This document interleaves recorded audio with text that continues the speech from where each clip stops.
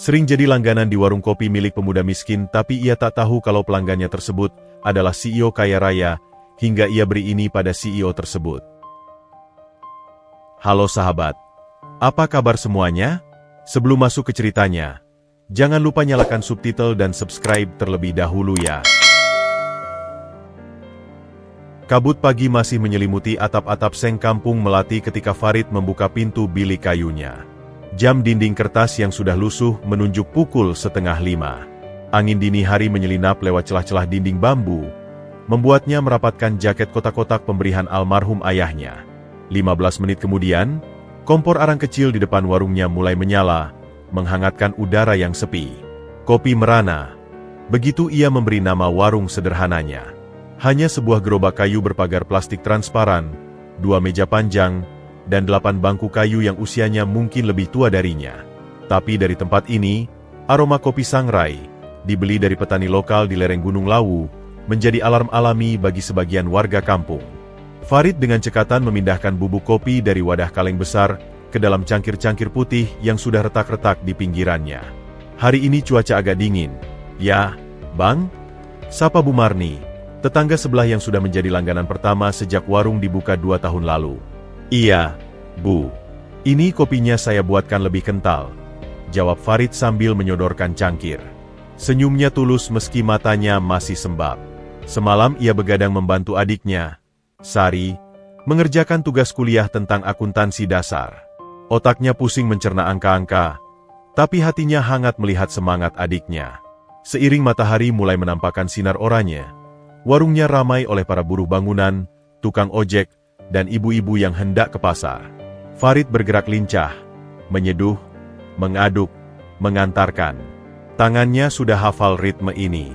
Di antara riuh rendah percakapan tentang harga sembako dan tawaran upah harian, pikirannya melayang ke surat tagihan listrik yang belum lunas dan uang semester Sari yang harus dibayar minggu depan.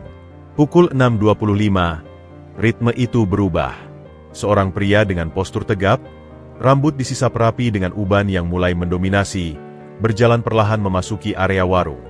Ia memakai kemeja lengan panjang warna abu-abu yang sederhana, celana kain hitam, dan sepatu pantofel yang meski bersih, sudah terlihat usang di beberapa bagian. Wajahnya tenang, dengan garis-garis kerutan di sudut mata yang berbicara tentang banyaknya hal yang telah dipikirkan. Selamat pagi, Pak Eko, sambut Farid dengan nada hormat yang khas. Sudah setahun lebih pria ini menjadi tamu tetap setiap Jumat pagi. Pagi, Farid. Semoga harimu baik, balas pria itu dengan suara bariton yang dalam namun lembut. Ia langsung menuju ke bangku di pojok paling belakang, tempat yang sama setiap minggu, membelakangi jalan utama. Posisi itu memungkinkannya melihat seluruh area warung dan gang kecil di depannya, namun tak mudah dilihat orang yang lewat. Biasa, Pak? Tanya Farid sambil sudah menyiapkan cangkir. Biasa, kopi tubruk, tanpa gula. Terima kasih. Ritual itu selalu sama. Farid menyeduh kopi bubuk kasar dengan air mendidih, mengaduknya perlahan, membiarkan ampasnya mengendap sempurna sebelum menuangkannya ke cangkir. Ia menghantarkannya ke meja Pak Eko beserta sebuah teko kecil berisi air panas untuk isi ulang. Yang membuat Farid selalu penasaran adalah apa yang dilakukan Pak Eko setelahnya. Pria itu tidak langsung meminum kopinya. Ia pertama-tama menghirup aromanya dalam-dalam, menutup mata sebentar, seolah sedang melakukan meditasi singkat. Kemudian, dari tas kain sederhana, ia mengeluarkan koran pagi, bukan koran nasional yang glamor, tapi koran lokal yang membahas masalah kota. Kadang, ia juga membawa buku catatan kecil dan ballpoint, mencoret-coret sesuatu yang tak pernah bisa Farid baca dari kejauhan. Percakapan mereka jarang panjang.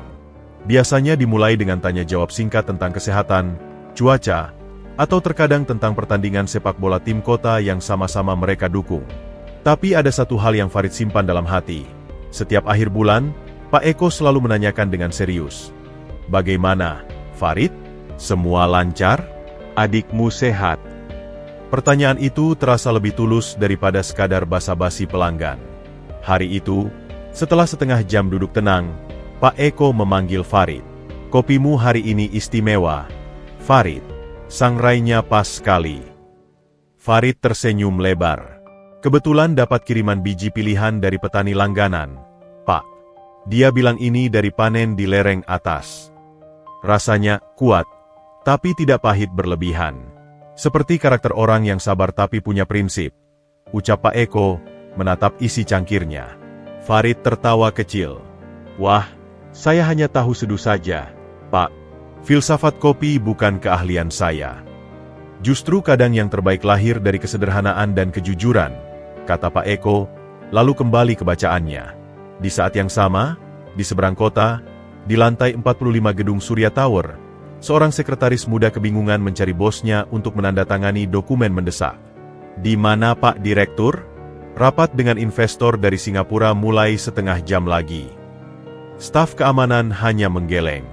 Mobilnya ada di parkiran bawah tanah, tapi beliau tidak ada di ruangannya sejak pagi. Sementara itu, di bangku kayu warung kopi Merana, Eko Sutanto, sang CEO yang dicari-cari, baru saja menandatangani dokumen persetujuan merger senilai hampir 1 triliun rupiah di atas meja kayu yang lapuk. Ia menyimpannya kembali ke dalam tas kainnya, lalu meneguk habis sisa kopinya yang sudah mulai dingin. Rasanya tetap nikmat. Berapa, Farid? 5.000 rupiah, Pak. Eko mengeluarkan uang 10.000. Simpan saja kembalinya. Untuk adikmu, belikan buku atau apa. Terima kasih banyak, Pak. Hati-hati di jalan. Dengan anggukan, pria itu berjalan perlahan menyusuri gang, menghilang di balik tikungan. Farid membersihkan cangkirnya, masih hangat dari bekas tangan Pak Eko. Ia memperhatikan bekas lingkaran di meja dari dasar cangkir, tanda bahwa seseorang telah duduk lama, menikmati sesuatu yang sederhana. Jika saja Farid tahu, bahwa pria yang baru saja ia layani dengan upah 5.000 rupiah itu, sejam kemudian akan duduk di ruang rapat mewah, membuat keputusan yang mempengaruhi nasib ribuan karyawan dan pasar modal. Dan bahwa uang kembalian 5.000 yang ia terima, nilainya tidak sampai 1/4 dari fee yang dibayarkan konsultan hukum untuk menyiapkan dokumen merger yang baru saja ditandatangani di meja kayunya. Tapi ketidaktahuan itu mungkin yang membuat hubungan mereka istimewa. Di warung kopi Merana, Eko Sutanto bukanlah raja bisnis. Ia hanya Pak Eko, pria parubaya yang butuh secangkir kopi dan ketenangan. Dan Farid bukanlah pemuda miskin yang kekurangan di mata CEO. Ia adalah Farid, penjual kopi yang ramah dan tekun. Aroma kopi masih menggantung di udara ketika Farid mulai mencuci puluhan cangkir yang telah digunakan. Pikirannya kembali ke realita. Tagihan listrik, uang semester, atap yang bocor. Tapi entah mengapa, setiap Jumat pagi setelah kunjungan Pak Eko, hatinya merasa sedikit lebih ringan. Seolah ada sesuatu dari ketenangan tamu tetapnya yang menular, memberinya kekuatan untuk bertahan 1 minggu lagi.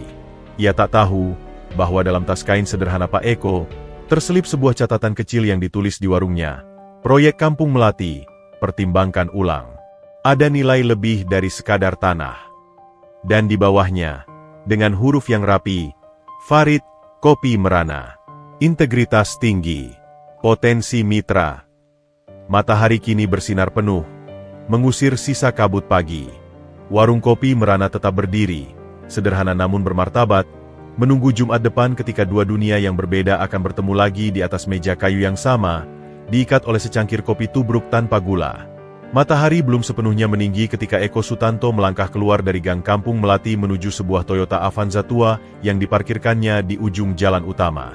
Mobil ini adalah penyamarannya. Kendaraan yang sama sekali tidak akan dikenali siapapun.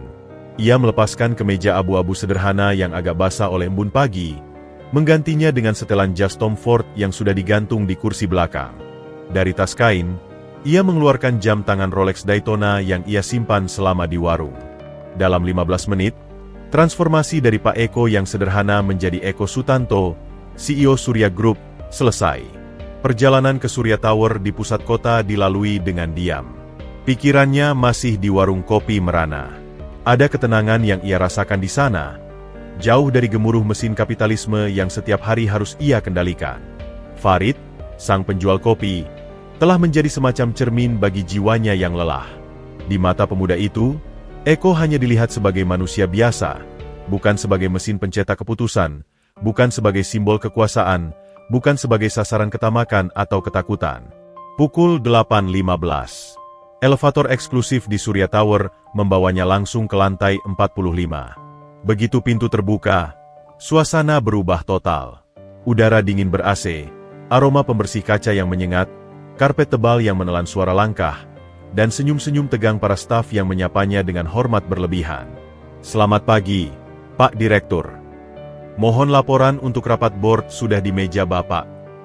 Dokumen merger dari pihak Mitra Global sudah diterjemahkan, tinggal tanda tangan Bapak." Eko hanya mengangguk singkat. Wajahnya telah berubah menjadi topeng baja yang tak terbaca, sebuah ekspresi yang telah ia latih selama 25 tahun berkarir. Ruangan kerjanya seluas setengah lapangan bola. Dinding kaca dari lantai ke langit-langit memamerkan pemandangan kota yang ia kuasai secara metaforis. Di meja kerjanya yang terbuat dari kayu jati tua, setumpuk dokumen setinggi lutut menunggu. Namun, sebelum menyentuhnya, ia membuka laci bawah, mengambil cangkir kopi keramik biasa, bukan yang bermerek atau berdesain mewah, dan menuangkan kopi dari termos. Kopi tubruk. Racikan sederhana yang ia buat sendiri setiap pagi, meniru takaran Farid. Rasanya tak pernah semirip yang ia dapat di warung itu. Tiba-tiba, pintu ruangannya terbuka tanpa ketuk. Hanya satu orang yang berani melakukannya. Hendra Wibowo, Direktur Operasi, pria 45 tahun dengan ambisi setinggi langit dan prinsip setipis kulit bawang. "Ah, Eko, sudah cari inspirasi di markas pagi ini?" ucap Hendra dengan nada yang syarat sindiran halus. Ia tahu kebiasaan aneh bosnya, meski tidak pernah secara terbuka membicarakannya. "Ada yang bisa saya bantu, Hendra?" Eko balas, tanpa mengangkat pandangan dari dokumen di hadapannya. Proyek merger dengan Mitra Global. Tim hukum mereka keberatan dengan klausul 14B tentang tata kelola pasca merger. Mereka ingin mayoritas direksi. "Sudah saya baca. Jawabannya tidak. Kita tidak menjual kendali. Titik. Tapi Eko, ini bisa menggagalkan seluruh kesepakatan. Nilainya triliunan. Prinsip tata kelola baik bukan untuk ditawar, Hendra. Atau kamu punya kepentingan lain di balik desakanmu ini?" Tatap Eko tajam kali ini. Hendra tersenyum tipis, tak tergoyahkan. "Saya hanya memikirkan kepentingan perusahaan dan shareholder, seperti biasa." "Oh iya, soal proyek properti di Kampung Melati itu. Kajian kelayakan akhir sudah selesai. ROI-nya sangat menarik. Tapi katanya ada sedikit hambatan sosial, beberapa warung dan rumah liar." Jantung Eko berdegup sedikit lebih kencang. Tapi wajahnya tetap datar. "Kirimkan kajiannya ke saya. Saya yang akan tinjau ulang." "Sudah ada di tumpukan dokumen Bapak," ujar Hendra sambil menepuk-nepuk tumpukan kertas. "Semoga Bapak menemukan perspektif baru setelah rehat pagi tadi." Ia pun keluar, meninggalkan aroma aftershave yang mahal dan ketegangan yang menggantung. Sepanjang pagi, Eko terbenam dalam angka, kontrak, dan proyeksi. Tapi pikirannya terus-menerus melayang ke gambar lain. Atap seng warung Farid yang sudah berkarat, senyum tulusnya saat menyerahkan kopi, cara ia berbicara tentang adiknya dengan bangga meski hidupnya pas-pasan.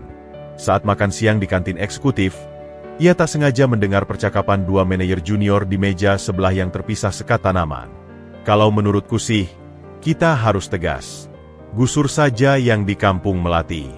Itu kan tanah produktif untuk mal dan apartemen. Daripada dihuni gerobak-gerobak kopi dan pedagang kaki lima. Tapi kan ada masyarakat kecil. Masyarakat kecil mana yang mau berkembang kalau sentimental terus? Bisnis butuh efisiensi. Mereka bisa cari tempat lain." Eko menghentikan sendoknya. Kata-kata itu terasa seperti pisau. Ia teringat suatu Jumat lalu, ketika Farid bercerita tentang tetangga warungnya, seorang janda tua penjual gorengan yang terpaksa tutup karena tekanan pengembang. "Hidupnya jadi susah sekali sekarang, Pak. Anaknya cuma satu, kerja serabutan," ujar Farid dengan nada prihatin. Apakah ia, Eko Sutanto, akan menjadi pengembang yang memutus nafas kehidupan orang-orang seperti itu? Sore harinya, ia memanggil kepala CSR, Corporate Social Responsibility, perusahaan. "Proyek Kampung Melati. Saya ingin data lengkap siapa saja yang akan terdampak. Bukan hanya statistik, tapi profil, mata pencaharian, kondisi keluarga." "Untuk apa, Pak?" Tim pengembangan sudah punya analisis dampak lingkungan dan sosial ringkas. Saya butuh yang detail. Sangat detail. Potong Eko. Dan kerjakan dengan diskret. Jangan sampai tim pengembangan atau Pak Hendra tahu. Staf itu mengangguk bingung, tapi tak berani membantah. Menjelang petang, saat kota mulai diselimuti lampu-lampu neon, Eko berdiri di balik dinding kacanya. Dari ketinggian, Kampung Melati hanya berupa gumpalan gelap di antara lautan cahaya. Mustahil melihat warung kopi merana dari sini. Tapi ia bisa membayangkannya. Farid sedang menutup warung, menghitung penghasilan hari itu yang mungkin tak seberapa, lalu pulang ke rumah kontrakan kecilnya untuk bertemu adiknya. Di meja, laporan keuangan kuartal terakhir menunjukkan laba bersih yang fantastis. Di layar, harga saham Surya Group meroket. Tapi di hatinya, ada kegelisahan yang tak bisa dibeli dengan angka-angka itu. Ia membuka laci lagi, mengeluarkan buku catatan kecil yang selalu ia bawa ke warung kopi. Di halaman terakhir, ada coretan yang ia buat pagi tadi setelah percakapan dengan Farid. Farid, tanpa disadari, bercerita tentang seorang supplier kopi yang menawarkan biji oplosan dengan harga murah, menjanjikan keuntungan lebih besar. Saya tolak, Pak. Rugi iya, tapi tidur nyenyak. Kata almarhum bapak, rezeki yang haram bawa sial. Kalimat itu ia garis bawahi 2 kali. Dalam dunia Eko, di Menara Gading ini, kalimat seperti itu hampir tak terdengar. Yang ada adalah optimalisasi pajak, lobi regulasi, akuisisi strategis, istilah-istilah halus yang seringkali mengaburkan batas antara licik dan cerdik. Hendra dan para penggiat pasar modal mungkin akan menertawakannya jika tahu bahwa CEO mereka sedang merenungkan nasihat seorang penjual kopi miskin. Tapi bagi Eko, di sanalah justru letak kebenaran yang selama ini ia cari, sebuah kompas moral yang sederhana dan jernih.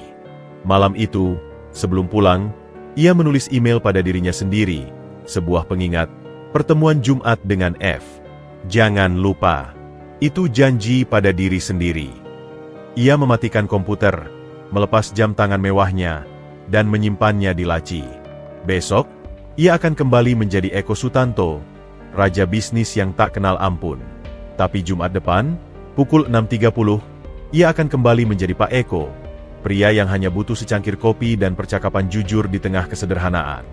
2 dunia, 1 orang, dan di antara keduanya, sebuah jembatan kecil bernama Warung Kopi Merana, yang tanpa disadari, telah menjadi penyeimbang paling berharga bagi jiwa yang hampir tenggelam dalam gemerlap kesuksesan semu. Langit di atas Kampung Melati pagi itu adalah kanvas kelabu yang berat. Awan-awan gelap menggantung rendah, dan udara terasa lembab dan diam, seperti sedang menahan napas. Farid, yang sudah terbiasa dengan tanda-tanda alam, bergegas mengamankan karung-karung biji kopi dan peralatan dapur ke dalam gerobak. Ia juga memasang terpal plastik biru tua di atas atap seng warungnya, mengikatnya dengan tali rafia ke patok-patok besi. Kayaknya hari ini hujan gede, Bang, kata Pak Joko, tukang becak langganan yang sedang menyeruput kopi kedua. Atap lu lagi-lagi mesti ditambal. Farid mengangguk sambil memeriksa ikatan tali yang terakhir. Iya, Pak. Beberapa bagian sengnya udah bolong-bolong. Minggu lalu saya coba lapisin pakai lem, tapi kayaknya gak bertahan lama. Hujan mulai turun pukul 10 pagi, bukan dengan rintik-rintik peringatan, tapi langsung dengan derasnya seperti seseorang yang menuangkan ember raksasa dari langit. Air menghantam atap terpal dengan suara gemuruh. Pelanggan yang tersisa berhamburan mencari tempat teduh. Farid bekerja cepat, menutup seluruh bagian warung dengan plastik transparan, tetapi air sudah menemukan jalannya. Tik, tik, plok. Suara pertama itu datang dari sudut belakang, di atas rak tempat cangkir. 1 tetes, lalu 2, lalu menjadi aliran kecil yang langsung membasahi serbet dan beberapa bungkus gula. Farid menggeser rak, menempatkan ember bekas ket di bawahnya. Tak sampai 5 menit, titik bocor kedua muncul di dekat kompor. Lalu ketiga, tepat di atas meja tempat Pak Eko biasa duduk. Sial, desis Farid. Hatinya seperti diiris-iris melihat warungnya, satu-satunya sumber penghidupannya, berubah menjadi kapal yang tenggelam. Ia berjongkok, memindahkan bangku, menampung air dengan apa saja yang ada. Ember, panci, bahkan wadah tempat cucian piring. Tangannya basah, bajunya mulai lembab. Di tengah kepanikannya, Pikirannya melayang ketagihan listrik yang belum dibayar, dan ke uang untuk membeli seng baru yang tak ada di kantongnya. Mungkin ia harus meminjam lagi kepada Bu Marni, padahal utang yang lalu belum lunas. Pukul 11. Hujan belum juga reda. Warung sepi. Hanya suara gemuruh air dan dentingan tetesan di berbagai wadah logam. Farid duduk di bangku, menatap kosong keluar. Di sela-sela suara hujan, terdengar suara derit dari atap, kayu penopang yang lembab dan tua mulai mengeluh. Saat itulah, di ujung gang yang sudah berubah menjadi anak sungai kecil, ia melihat sebuah payung hitam besar bergerak maju. Seseorang berjalan dengan susah payah menghindari genangan. Farid mengira itu pelanggan yang nekat, tapi saat sosok itu mendekat, ia terkejut. Pak Eko. Pria itu tampak basah di bagian kaki celananya yang menggulung. Payungnya tak cukup melindungi dari hujan yang menyamping. Wajahnya tenang, seperti biasa, meskipun kondisi di sekelilingnya kacau. Pak Eko, hujan-hujan gini kok datang? Sapa Farid, bergegas menyambutnya. Hari Jumat. Kebiasaan, jawab Pak Eko singkat, menyandarkan payungnya di luar. Ia melihat ke sekeliling, ember-ember berair, genangan di lantai, atap yang seperti menangis. Wah, parah juga ya bocornya. Iya, Pak. Sudah tua. Maaf. Tempatnya berantakan. Tidak usah minta maaf. Ini bukan salahmu. Pak Eko duduk di bangku yang masih kering, menghindari tetesan dari atas. Kopi tubruk, tanpa gula, kalau bisa. Farid menghela napas, tersenyum kecil. Siap, Pak.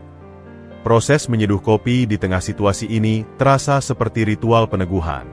Bunyi air mendidih di cerek, aroma kopi yang menyembul, gerakan tangan Farid yang tetap hati-hati, semua itu adalah pengingat bahwa ada hal-hal yang masih bisa dikendalikan. Saat menyerahkan cangkir, tangan Pak Eko sengaja menyentuh tangan Farid yang dingin. Kamu kedinginan. Minum yang hangat-hangat juga. Nanti, Pak. Mereka duduk dalam keheningan sejenak, hanya ditemani simfoni hujan dan tetesan. Pak Eko menyeruput kopinya. Matanya mengamati struktur atap yang bobrok. Ini sudah berapa kali bocor? Tanyanya. Dalam sebulan terakhir? Ini yang ketiga kalinya. Pak, tapi yang paling parah. Harus ganti seng. Iya, tapi... Farid menunduk. Ia tak perlu menyelesaikan kalimatnya. Soal uang adalah bahasa yang dipahami semua orang. Pak Eko tidak langsung menanggapi. Ia memandangi Farid, pemuda berusia 23 tahun itu, yang bahunya mulai turun menanggung beban. Ia ingat rapat pagi tadi dengan tim pengembang, tentang bagaimana mereka dengan mudahnya membicarakan relokasi dan kompensasi untuk warga seperti Farid, seolah-olah mereka hanya angka dalam spreadsheet. Kamu punya keluarga di sini? Tanya Pak Eko, meski sebenarnya ia sudah tahu jawabannya. Ada adik perempuan, Pak. Namanya Sari, kuliah semester 3. Orang tua sudah tidak ada. Jawaban Farid datar, sudah terlalu sering ia ucapkan. Dan penghasilan dari warung ini cukup untuk kalian berdua. Farid tertawa getir. Cukup untuk makan sehari-hari, Pak. Tapi kalau ada kebutuhan mendadak, seperti atap ini, ya harus cari pinjaman. Tiba-tiba, suara derit atap makin keras.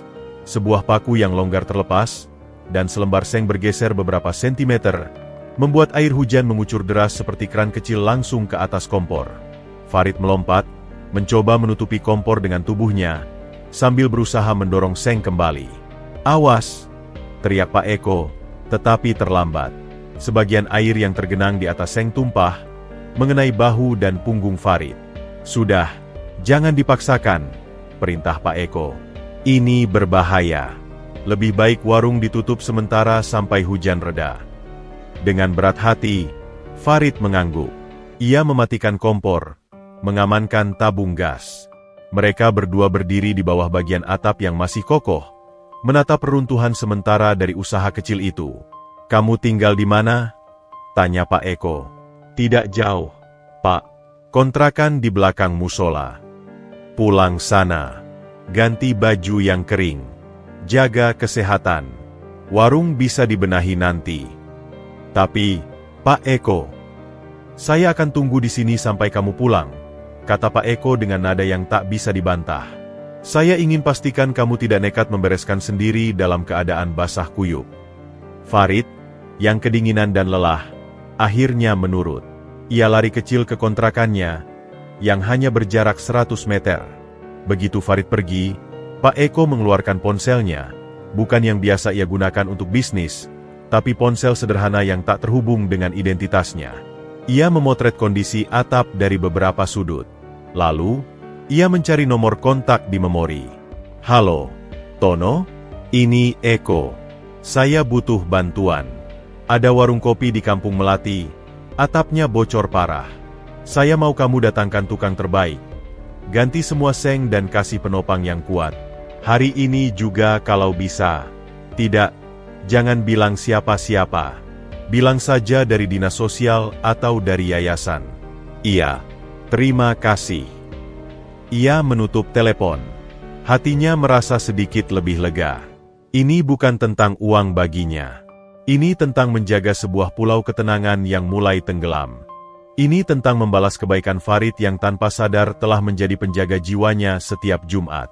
Setengah jam kemudian, Farid kembali dengan baju kering. Hujan mulai mereda menjadi gerimis.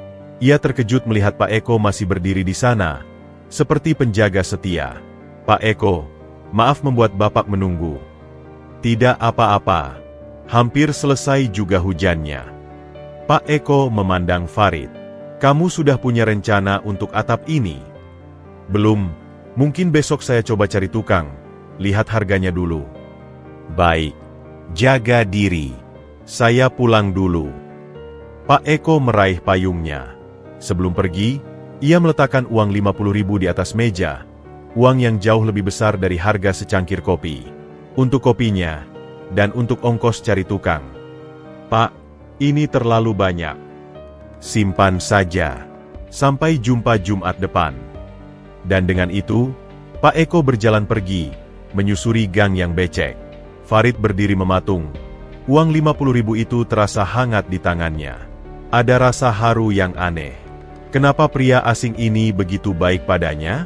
Yang tidak Farid tahu, 2 jam kemudian, sebuah pick-up membawa tukang bangunan dan bahan-bahan atap yang baru berhenti di depan warungnya. Seorang lelaki berkaos oblong mendekat. Farid, kami dari Yayasan Peduli Lingkungan. Dapat laporan atap warung ini rusak parah. Kami ditugaskan untuk memperbaikinya. Gratis. Farid tercengang. Yayasan apa? Siapa yang melaporkan? Warga yang lewat barangkali. Pokoknya, kita mulai ya. Hujan bisa turun lagi sore nanti. Sepanjang sore, Farid menyaksikan tukang-tukang yang terampil itu bekerja cepat. Seng-seng baru berkilat. Kayu penopang diganti dengan yang kokoh, dan bahkan talang air dipasang. Warungnya tak hanya diperbaiki, tapi ditingkatkan. Di dalam hatinya, rasa terima kasih yang dalam bercampur dengan keheranan. Pikirannya sesaat melayang ke Pak Eko. Tapi tidak, pikirnya. Mustahil. Pria sederhana itu mana mungkin bisa mengatur ini. Ini pasti kebetulan. Atau memang ada orang baik yang melihat kesusahannya. Malam itu, di apartemen mewahnya, Eko Sutanto menerima pesan singkat dari si tukang, Tono, beserta foto warung yang sudah beratap baru. Sudah selesai, Pak. Si pemuda baik sekali. Banyak terima kasih. Eko tersenyum. Ia melihat foto itu. Warung kopi kecil itu sekarang tampak lebih tegak, lebih siap menghadapi badai berikutnya. Ia merasa telah melakukan satu hal kecil yang benar hari ini, jauh lebih memuaskan daripada menyetujui proyek miliaran rupiah. Badai fisik mungkin telah reda. Tapi di balik layar, badai lain sedang berembus. Hendra, di kantornya, mendapat laporan dari anak buahnya yang memata-matai bahwa bosnya telah menghamburkan uang perusahaan untuk memperbaiki sebuah warung kumuh. Sebuah senyum tipis mengembang di bibir Hendra. Ia mulai melihat celah. Sebuah titik lemah yang suatu hari nanti bisa ia gunakan. Sementara itu, di Kampung Melati, Farid tidur dengan lebih tenang malam itu. Atapnya tak lagi bocor. Mimpi buruknya tentang warung yang hancur tertunda untuk sementara waktu.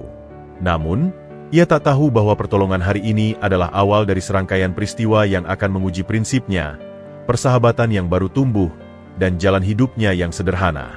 Badai pertama telah datang dan pergi. Tanda-tanda di langit menunjukkan, badai yang lebih besar masih mengintai di Cakrawala. Jumat pagi itu langit cerah, seolah membasuh ingatan akan badai seminggu lalu. Farid membuka warung dengan perasaan ringan.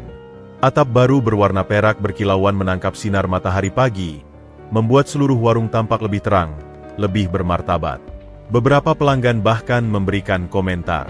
"Wah, ganti atap baru, Far? Jadi mentereng warungnya?" Puji Pak Joko. "Iya, Pak. Rezeki nomplok," jawab Farid sambil tersenyum. Ia masih belum sepenuhnya percaya dengan keberuntungan yang datang dari yayasan misterius itu. Seperti biasa, pukul 6.30, Pak Eko datang.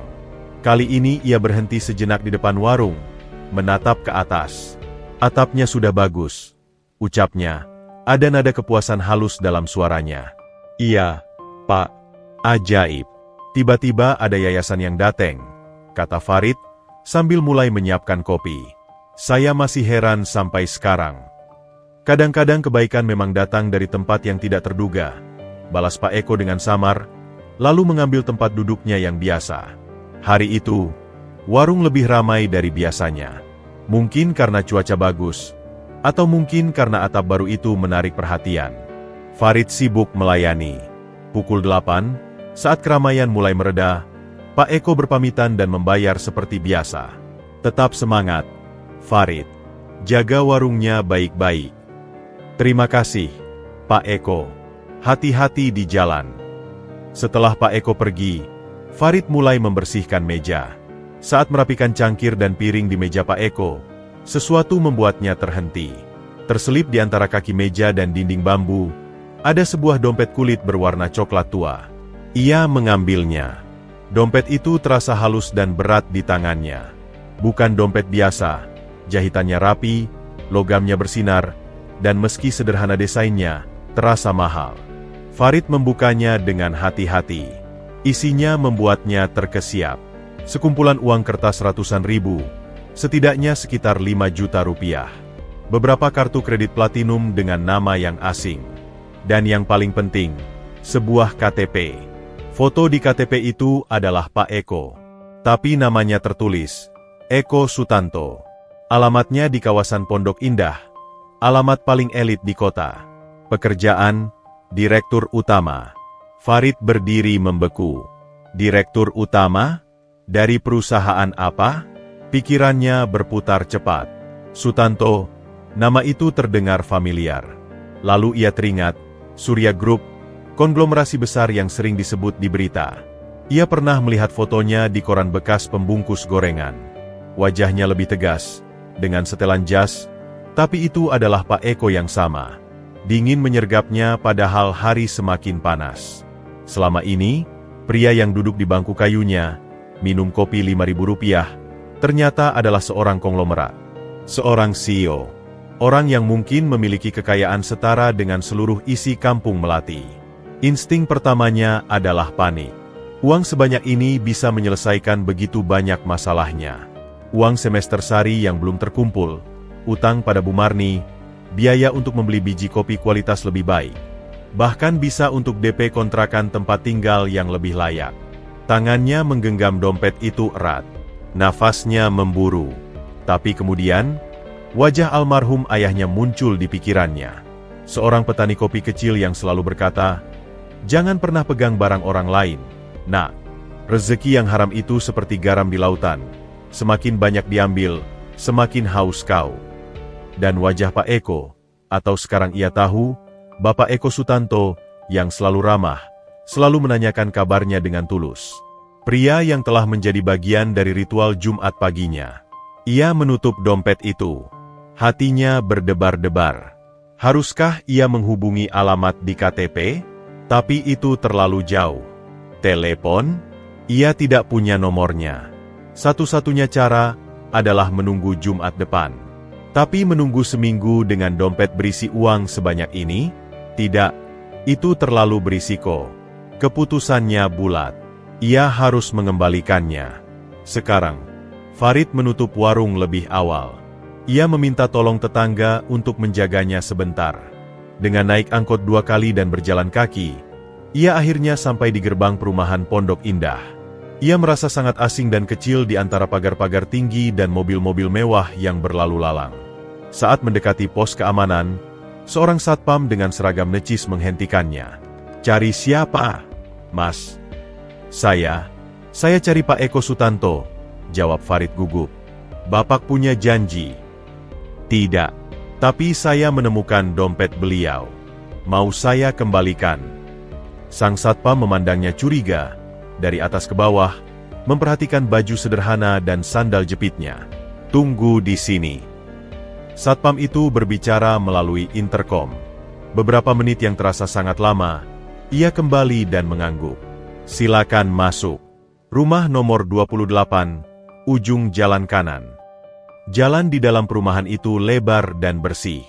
Rumah-rumahnya seperti istana kecil. Farid hampir tidak percaya bahwa Pak Eko yang sederhana itu tinggal di tempat seperti ini. Rumah nomor 28 adalah yang terbesar.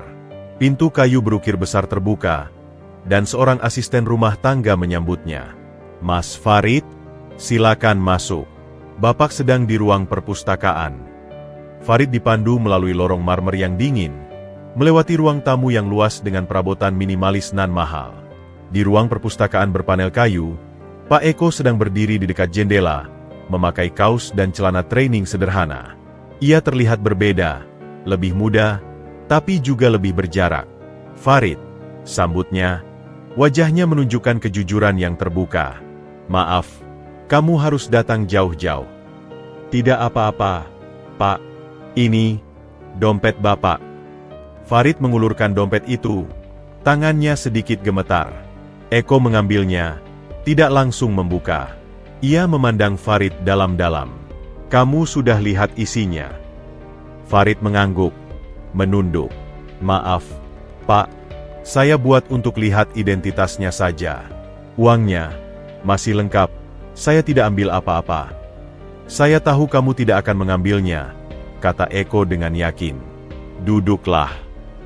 Mereka duduk di 2 sofa kulit. Farid merasa sangat tidak nyaman. Dunia di sini terlalu asing. "Jadi, sekarang kamu tahu," ujar Eko perlahan. Saya kaget, Pak. Saya tidak pernah menduga." "Itulah maksud saya. Di warungmu, saya ingin menjadi biasa. Bukan Eko Sutanto si CEO. Hanya Pak Eko, pria yang butuh secangkir kopi dan ketenangan." "Tapi kenapa, Pak? Warung saya kecil dan kumuh." "Justru karena kesederhanaan dan kejujuranmu itulah, Farid. Di dunia saya, hampir semua orang punya agenda. Mereka ingin sesuatu dari saya. Tapi kamu hanya menjual kopi dengan harga yang pantas, dengan senyuman yang tulus. Itu sangat langka." Diam sesaat. Kemudian Eko membuka dompetnya. Ia mengambil seluruh uang tunai di dalamnya, 5 juta rupiah, dan mengulurkannya pada Farid. "Ini sebagai rasa terima kasih." Farid mundur, seperti tersentuh api. "Tidak, Pak. Saya tidak bisa terima. Saya mengembalikan dompet karena itu kewajiban, bukan untuk imbalan." "Saya tahu, tapi izinkan saya membantumu. Saya lihat atap warungmu sudah diperbaiki, tapi pasti masih banyak kebutuhan lain. Untuk adikmu, untuk hidupmu." "Tidak, Pak. Prinsip saya tidak boleh. Bapak sudah sangat baik menjadi pelanggan setia. Itu sudah lebih dari cukup." Eko memandangnya dengan kagum dan sedih. Ia melihat kebanggaan dan harga diri di mata pemuda itu. Ia menarik kembali uang itu. "Kalau begitu, bagaimana kalau pinjaman? Tanpa bunga. Kamu bisa kembalikan kapan saja." "Pinjaman untuk apa, Pak? Saya tidak punya jaminan." "Jaminannya adalah karaktermu, Farid. Saya percaya padamu." Farid berpikir sejenak. Hatinya tersentuh. Tapi suara ayahnya kembali berbisik. "Hidup susah jangan membuatmu menggampangkan utang. Nak, utang itu beban di hati." "Maaf, Pak Eko. Saya sangat berterima kasih. Tapi saya memilih untuk berjalan pelan-pelan dengan penghasilan saya sendiri. Mungkin lama, tapi hati saya tenang. Eko menghela napas, lalu tersenyum hangat. Ia tidak memaksa. Sebaliknya, rasa hormatnya pada Farid membesar. Baiklah, tapi izinkan saya membalas kebaikanmu dengan cara lain. Kopimu enak sekali, Farid. Bagaimana kalau kamu jual biji kopinya juga? Dalam kemasan, saya bisa bantu untuk pemasarannya di lingkaran saya. Tawaran ini berbeda. Ini bukan sedekah, tapi peluang bisnis. Farid mulai tertarik. Saya bisa coba, Pak. Tapi saya tidak punya mesin pengemas. Itu bisa diatur. Kita bicarakan lain waktu. Eko berdiri. Sekarang, kamu pasti harus kembali ke warung. Saya antar kamu keluar. Di depan pintu gerbang perumahan, Eko bersalaman dengan Farid. Terima kasih, Farid. Kamu sudah mengingatkan saya pada sesuatu yang sangat penting. Apa itu, Pak? Bahwa kejujuran dan harga diri itu masih ada, dan itu tak ternilai harganya. Jumat depan saya datang seperti biasa, dan kita sama-sama lupakan tentang semua ini. Saya tetap Pak Eko pelangganmu. Farid mengangguk, lega. Siap, Pak. Kopi tubruk tanpa gula sudah menunggu. Perjalanan pulang Farid terasa sangat ringan. Ia telah lulus dari ujian yang paling berat. Ia pulang dengan tangan kosong, tapi hatinya penuh dengan kehormatan. Sementara itu, di rumah mewahnya, Eko Sutanto berdiri lama di depan jendela, memandang dompet di tangannya. Sebuah ide mulai terbentuk di benaknya. Jika Farid menolak bantuan langsung, mungkin ia bisa membantunya dengan cara lain, dengan menjadikannya mitra, dengan memberdayakannya. Bukan sebagai charity, tapi sebagai investasi pada manusia yang berkualitas. Dia mengambil ponsel dan menelepon kepala departemen CSR-nya. Saya ingin kita buat program pemberdayaan UKM lokal, khususnya di sektor kuliner dan pertanian. Fokus pada produk unggulan dengan karakter pemilik yang kuat. Iya, segera buat proposalnya. Di sudut lain kota, di kantornya yang gelap, Hendra menerima laporan dari mata-mata yang mengikuti Farid. Target pergi ke rumah Pak Eko di Pondok Indah. Membawa sesuatu, mungkin dompet. Keluar dengan tangan kosong. Mereka terlihat akrab. Hendra menyimpan laporan itu. Informasi ini berharga. Sang CEO punya hubungan personal dengan seorang penjual kopi miskin.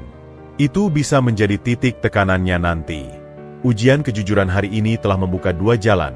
Satu menuju kemitraan yang lebih dalam, satunya lagi menuju konflik yang mengancam. Farid, dengan prinsipnya yang teguh, tidak menyadari bahwa keputusannya yang sederhana untuk mengembalikan dompet telah menempatkannya di pusat dari sebuah pertarungan yang jauh lebih besar dari dirinya. 2 bulan telah berlalu sejak insiden dompet. Hubungan Farid dan Pak Eko, atau Bapak Eko Sutanto, meski Farid berusaha keras tetap memanggilnya Pak Eko, di pikiran, kini berjalan di atas rel yang baru. Ada keheningan yang disepakati tentang identitas asli Pak Eko. Di warung kopi Merana, ia tetaplah pelanggan setia yang sederhana. Namun, di balik layar, Eko secara diam-diam telah memulai program mentorsip kecil-kecilan untuk Farid. Ia mengirimkan buku-buku dasar manajemen usaha dan pemasaran, menyelipkannya di antara koran yang ia bawa. Farid, yang cerdas dan haus ilmu, melahap semua itu. Warung kopi Merana pun mulai menunjukkan perubahan halus. Farid mulai menawarkan biji kopi sangrai dalam kemasan kecil dengan label buatan sendiri, hasil dari ide Pak Eko. Pelanggan mulai membelinya sebagai oleh-oleh. Omsetnya naik perlahan, cukup untuk membayar uang semester sari tepat waktu dan bahkan mulai menabung sedikit untuk dana darurat. Namun, ketenangan itu seperti matahari sebelum badai. Pagi itu, langit kembali kelabu. Farid sedang menyusun karung biji kopi baru ketika Pak Slamet, pemilik tanah tempat warungnya berdiri, datang dengan wajah masam. Di belakangnya, berdiri 2 laki berkaos oblong yang Farid tidak kenal. "Farid, kita perlu bicara," kata Pak Slamet, suaranya datar. "Silakan duduk." "Pak, saya buatkan kopi dulu," sahut Farid ramah. "Tidak usah." Pak Slamet menggeleng. Ia mengeluarkan selembar kertas dari saku celananya. Ini pemberitahuan resmi. Tanah ini sudah dijual. Kamu punya waktu 1 bulan untuk facate. Minggat dari sini. Kertas itu terasa dingin di tangan Farid. Kata-kata, surat peringatan pengosongan lahan, terpampang di atasnya, dengan stempel sebuah PT yang tidak ia kenal. Matanya cepat memindai isinya. Intinya jelas, ia harus pergi. Dijual? Kepada siapa? Pak? Saya kan masih menyewa. Protes Farid. Suaranya mulai gemetar. Sewa lisan. Far. Tidak ada kontrak. Saya sudah jual ke pengembang besar. Mereka mau bangun ruko di sini. Ganti rugi? Nanti akan diumumkan. Mungkin dapat beberapa juta. Pak Slamet menghindari pandangan Farid. Saya juga butuh uang. Far. Anak saya mau nikah. Butuh biaya. Tapi 1 bulan. Pak, ini sumber hidup saya. Di mana saya cari tempat lain? Itu urusanmu. Yang jelas, tanggal 25 bulan depan, tanah ini harus kosong. Kalau tidak, barang-barangmu akan dibuang paksa. Pak Slamet berpaling, lalu berjalan pergi diiringi 2 lakinya, meninggalkan Farid yang terpaku memegang surat itu. Sepanjang hari, kabar itu menyebar seperti api di kering. Kampung Melati gempar. Bukan hanya warung Farid, seluruh deretan los kecil di sepanjang gang itu, warung nasi Bu Marni, lapak jahit Ibu Yati, bengkel sepeda Pak Dullah, semua mendapat surat serupa. Rupanya, sebuah perusahaan pengembang telah membeli seluruh blok tanah di sisi timur kampung. Kita digusur. Far? Teriak Bu Marni, matanya merah. Mereka bilang ini pembangunan untuk kepentingan umum. Tapi kok buat ruko? Mana umumnya? Ganti ruginya cuma 3 juta per los. 3 juta. Mau hidup di mana dengan uang segitu? Tambah Pak Dullah dengan geram. Suasana yang biasanya dipenuhi obrolan santai dan tawa pagi, hari itu berubah menjadi mimpi buruk. Farid mencoba tetap membuka warung, tetapi pelanggan hanya membicarakan satu hal, penggusuran. Ketakutan dan kemarahan terasa di udara.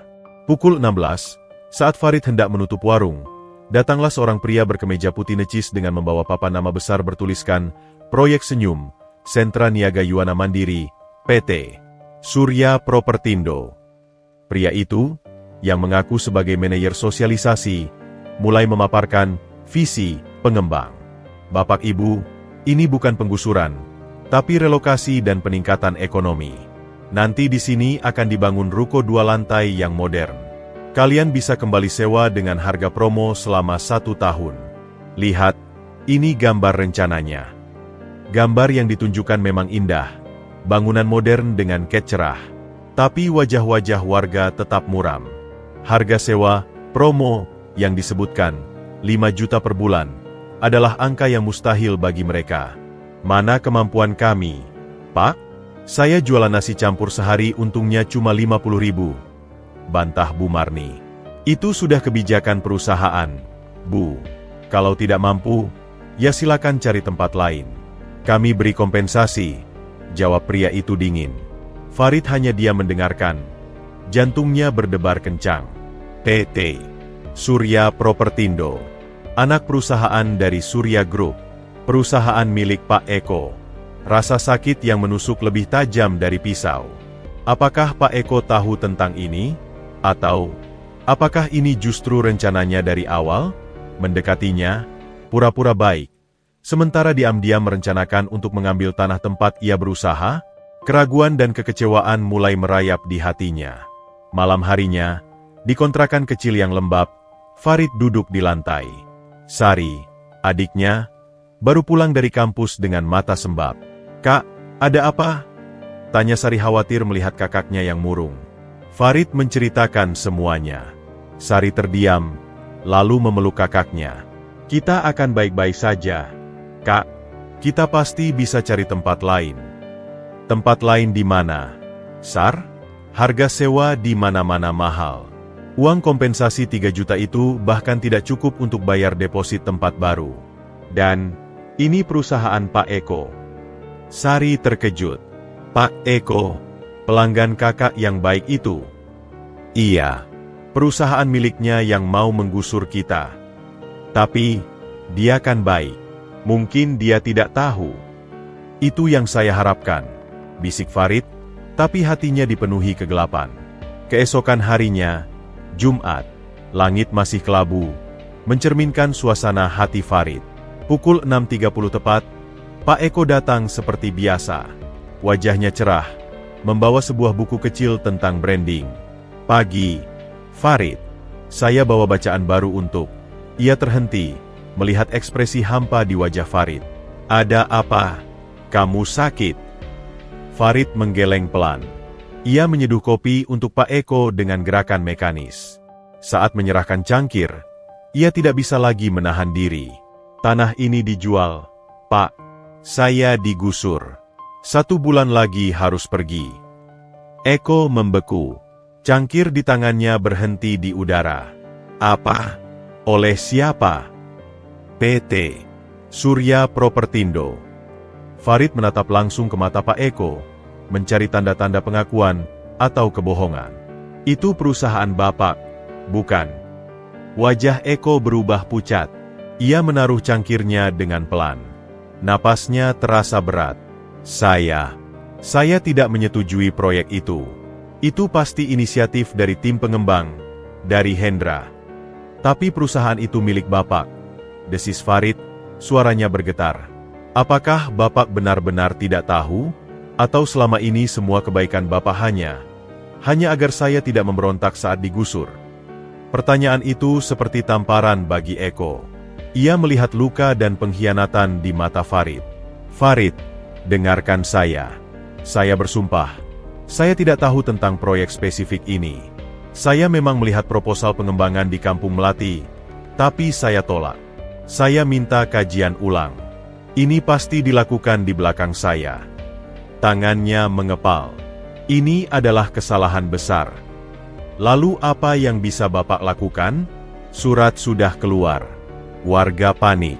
Saya kehilangan segalanya dalam sebulan. Eko berdiri. Wajahnya sekarang menunjukkan ekspresi yang Farid belum pernah lihat. Amarah yang dingin dan penuh determinasi. Saya akan menghentikan ini. Sekarang juga. Ia mengeluarkan ponselnya dan langsung menelepon. Hendra, saya di Kampung Melati. Ada surat penggusuran dari Propertindo. Saya tidak pernah menyetujui eksekusi di lapangan. Batalkan. Sekarang. Apa? Rapat dewan? Saya tidak peduli. Batalkan, atau kamu yang akan menghadapi konsekuensinya. Suaranya menggema di pagi yang sunyi. Beberapa pelanggan memandang. Farid tercengang. Ia baru pertama kali melihat sisi lain Pak Eko, seorang pemimpin yang tegas dan berwibawa.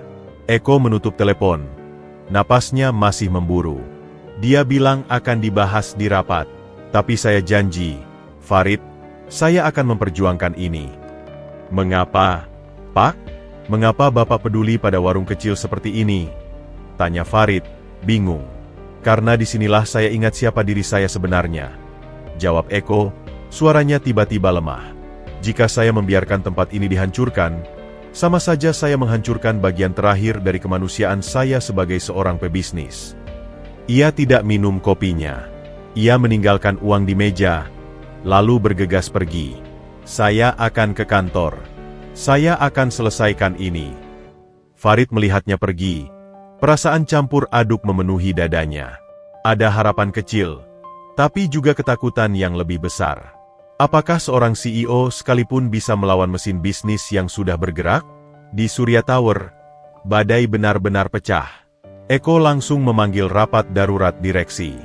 Hendra hadir dengan wajah tak bersalah. Proyek Kampung Melati sudah melalui semua tahap persetujuan. Eko, bahkan ROI-nya sangat menarik. Ini untuk kepentingan perusahaan, kata Hendra dengan tenang. Tanpa persetujuan final dari saya, dan mengeluarkan surat penggusuran tanpa skema relokasi yang layak, itu bukan bisnis, Hendra. Itu penindasan, bentak Eko. Kita sudah beri kompensasi, dan mereka bisa sewa ruko yang baru dengan harga khusus. Harga khusus yang tetap tidak terjangkau bagi pedagang kecil. Itu hanya mengusir mereka. Perdebatan sengit berlangsung. Para direksi lain terpecah. Sebagian mendukung Hendra karena angka-angka yang menggiurkan, sebagian lain takut pada amarah Eko. Rapat berakhir tanpa keputusan. Tapi Eko memberi perintah, semua aktivitas di lapangan dihentikan sementara sampai saya tinjau ulang seluruh proposal. Namun, ketika Eko keluar ruangan, Hendra berbisik pada sekretarisnya, percepat proses pembebasan lahan. Bayar preman untuk mulai, membujuk warga yang keras kepala. Kita harus buat ini jadi fait accompli sebelum dia bisa bertindak. Sore harinya, di Kampung Melati, pembujukan sudah dimulai. 2 preman bertato datang ke warung Farid. Dengar-dengar kamu yang bikin ribut. Ya? Terima aja uang kompensasi, minggat dari sini. Kalau enggak, nanti warungnya bisa kebakaran, atau kamu bisa kecelakaan. Nggak enakan? Ancam salah satunya sambil mengunyah sirih. Farid, dengan jantung berdebar kencang, berdiri tegak. Saya tidak takut. Ini tempat usaha saya. Wah, berani sekali si anak muda. Preman itu mendorong rak cangkir, hingga beberapa jatuh pecah. Ini baru awal. Besok-besok bisa lebih parah. Mereka pergi, meninggalkan kekacauan dan ketakutan. Malam itu, Farid tidak bisa tidur. Ia memandangi atap baru yang berkilau, yang kini terasa seperti hiasan di peti mati usahanya. Ancaman penggusuran bukan lagi sekadar surat. Itu kini menjadi bayangan hitam yang berdiri di depan pintu, membawa kekerasan dan keputusasaan. Dan di tengah semua ini, satu-satunya harapannya terletak pada seorang CEO yang mungkin tidak memiliki cukup kekuatan untuk melawan monster yang telah diciptakan oleh perusahaannya sendiri, atau mungkin oleh ambisi orang di sekitarnya. Jumat depan, akankah Pak Eko masih datang? Dan jika iya, akankah ia membawa kabar baik? Atau hanya permintaan maaf yang tak bisa mengembalikan rumah bagi para pedagang kecil Kampung Melati? Pertarungan antara kepentingan raksasa dan nyawa-nyawa kecil telah dimulai, dan Farid ada di garis depan, dengan hanya secangkir kopi dan prinsipnya sebagai senjata. Atmosfer di lantai 45 Surya Tower pagi itu begitu pekat, bisa dipotong dengan pisau.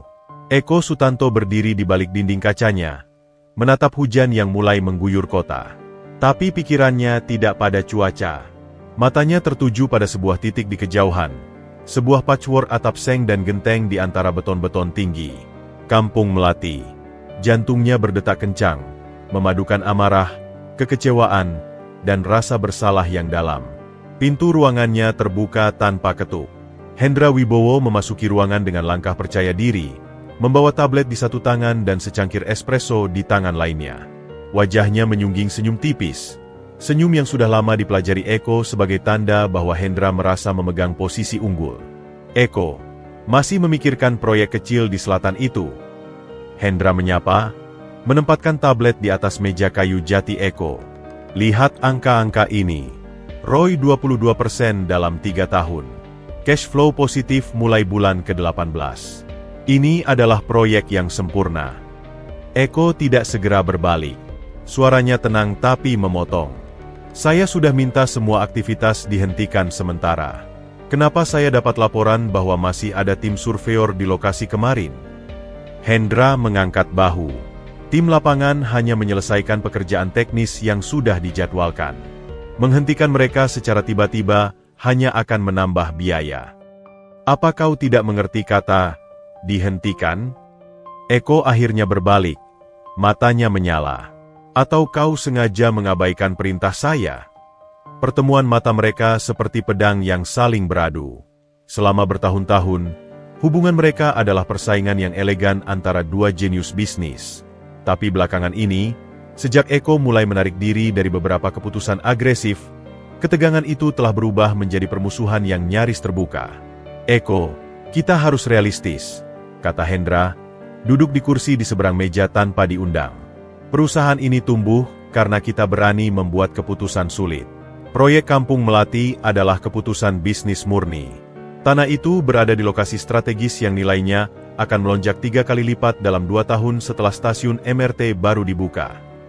Dan warga yang di sana, pedagang kecil yang hidupnya bergantung pada tempat itu, mereka akan mendapat kompensasi. Dan kami tawarkan sewa promo di ruko baru, jawab Hendra, seperti membaca dari naskah yang sudah hafal. Promo yang 5 juta sebulan? Untuk penjual nasi campur yang omsetnya 2 juta sebulan? Itu bukan solusi, Hendra. Itu hanya cara halus untuk mengusir mereka. Lalu apa yang kau usulkan? Membiarkan tanah produktif itu dikelola dengan tidak optimal karena sentimen? Eko, ini bukan filantropi. Ini bisnis. Eko mendekati mejanya, menatap Hendra dari balik tumpukan dokumen. Ada hal yang lebih penting dari spreadsheet, Hendra. Reputasi, tanggung jawab sosial, dan hati nurani. Hendra tertawa pendek, sinis. Hati nurani? Sejak kau mulai bolak-balik ke warung kopi kumuh itu, kau jadi lemah, Eko. Dulu kau adalah pemimpin yang tak kenal kompromi. Lihat apa yang terjadi. Kita hampir kehilangan kontrak dengan mitra global karena kau bersikeras pada klausul tata kelola yang mereka anggap tidak perlu. Ini bukan tentang kelemahan. Ini tentang menjadi manusia yang tidak hanya melihat angka. Manusia. Hendra berdiri, wajahnya mulai memerah.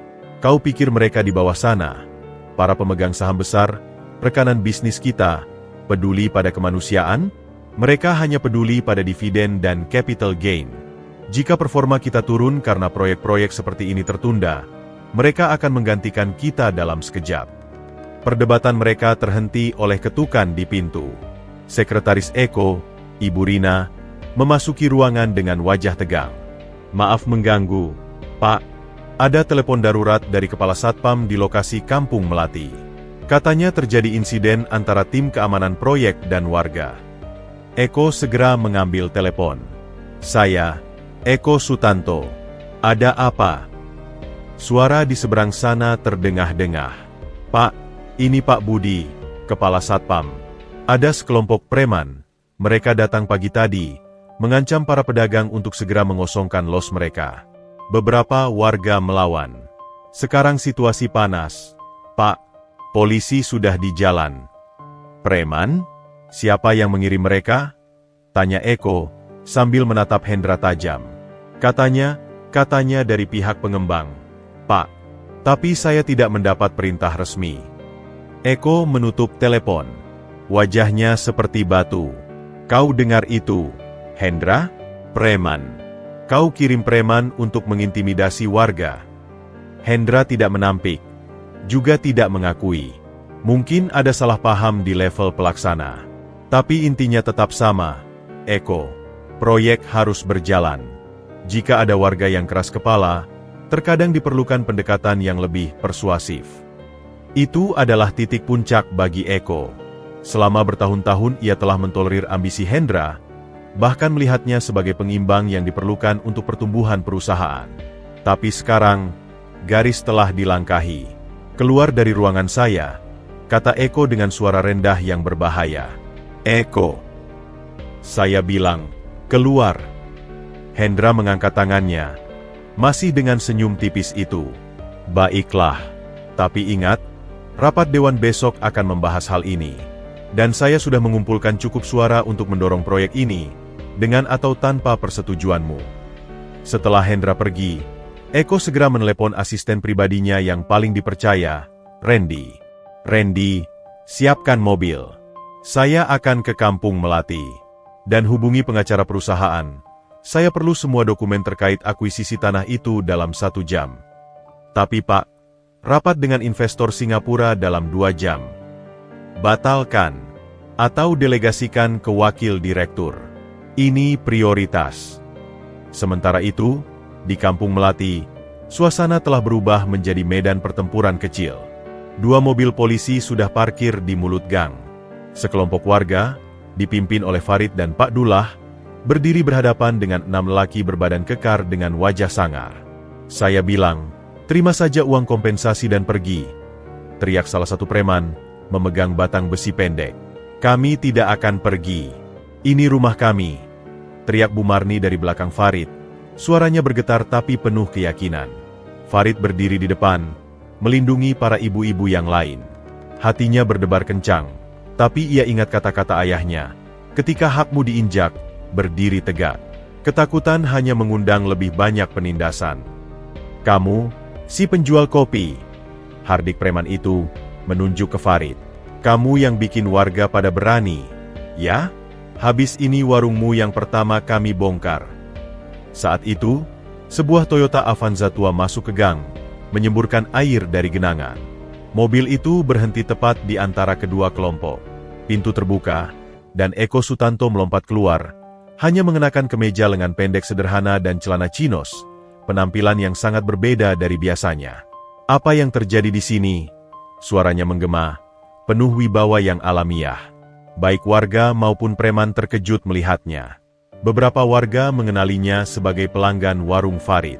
Para preman tampak bingung. Orang ini seperti bukan polisi, tapi aura kekuasaannya terasa jelas. Kamu siapa? Jangan ikut campur, hardik preman itu. Eko mendekat, tidak takut.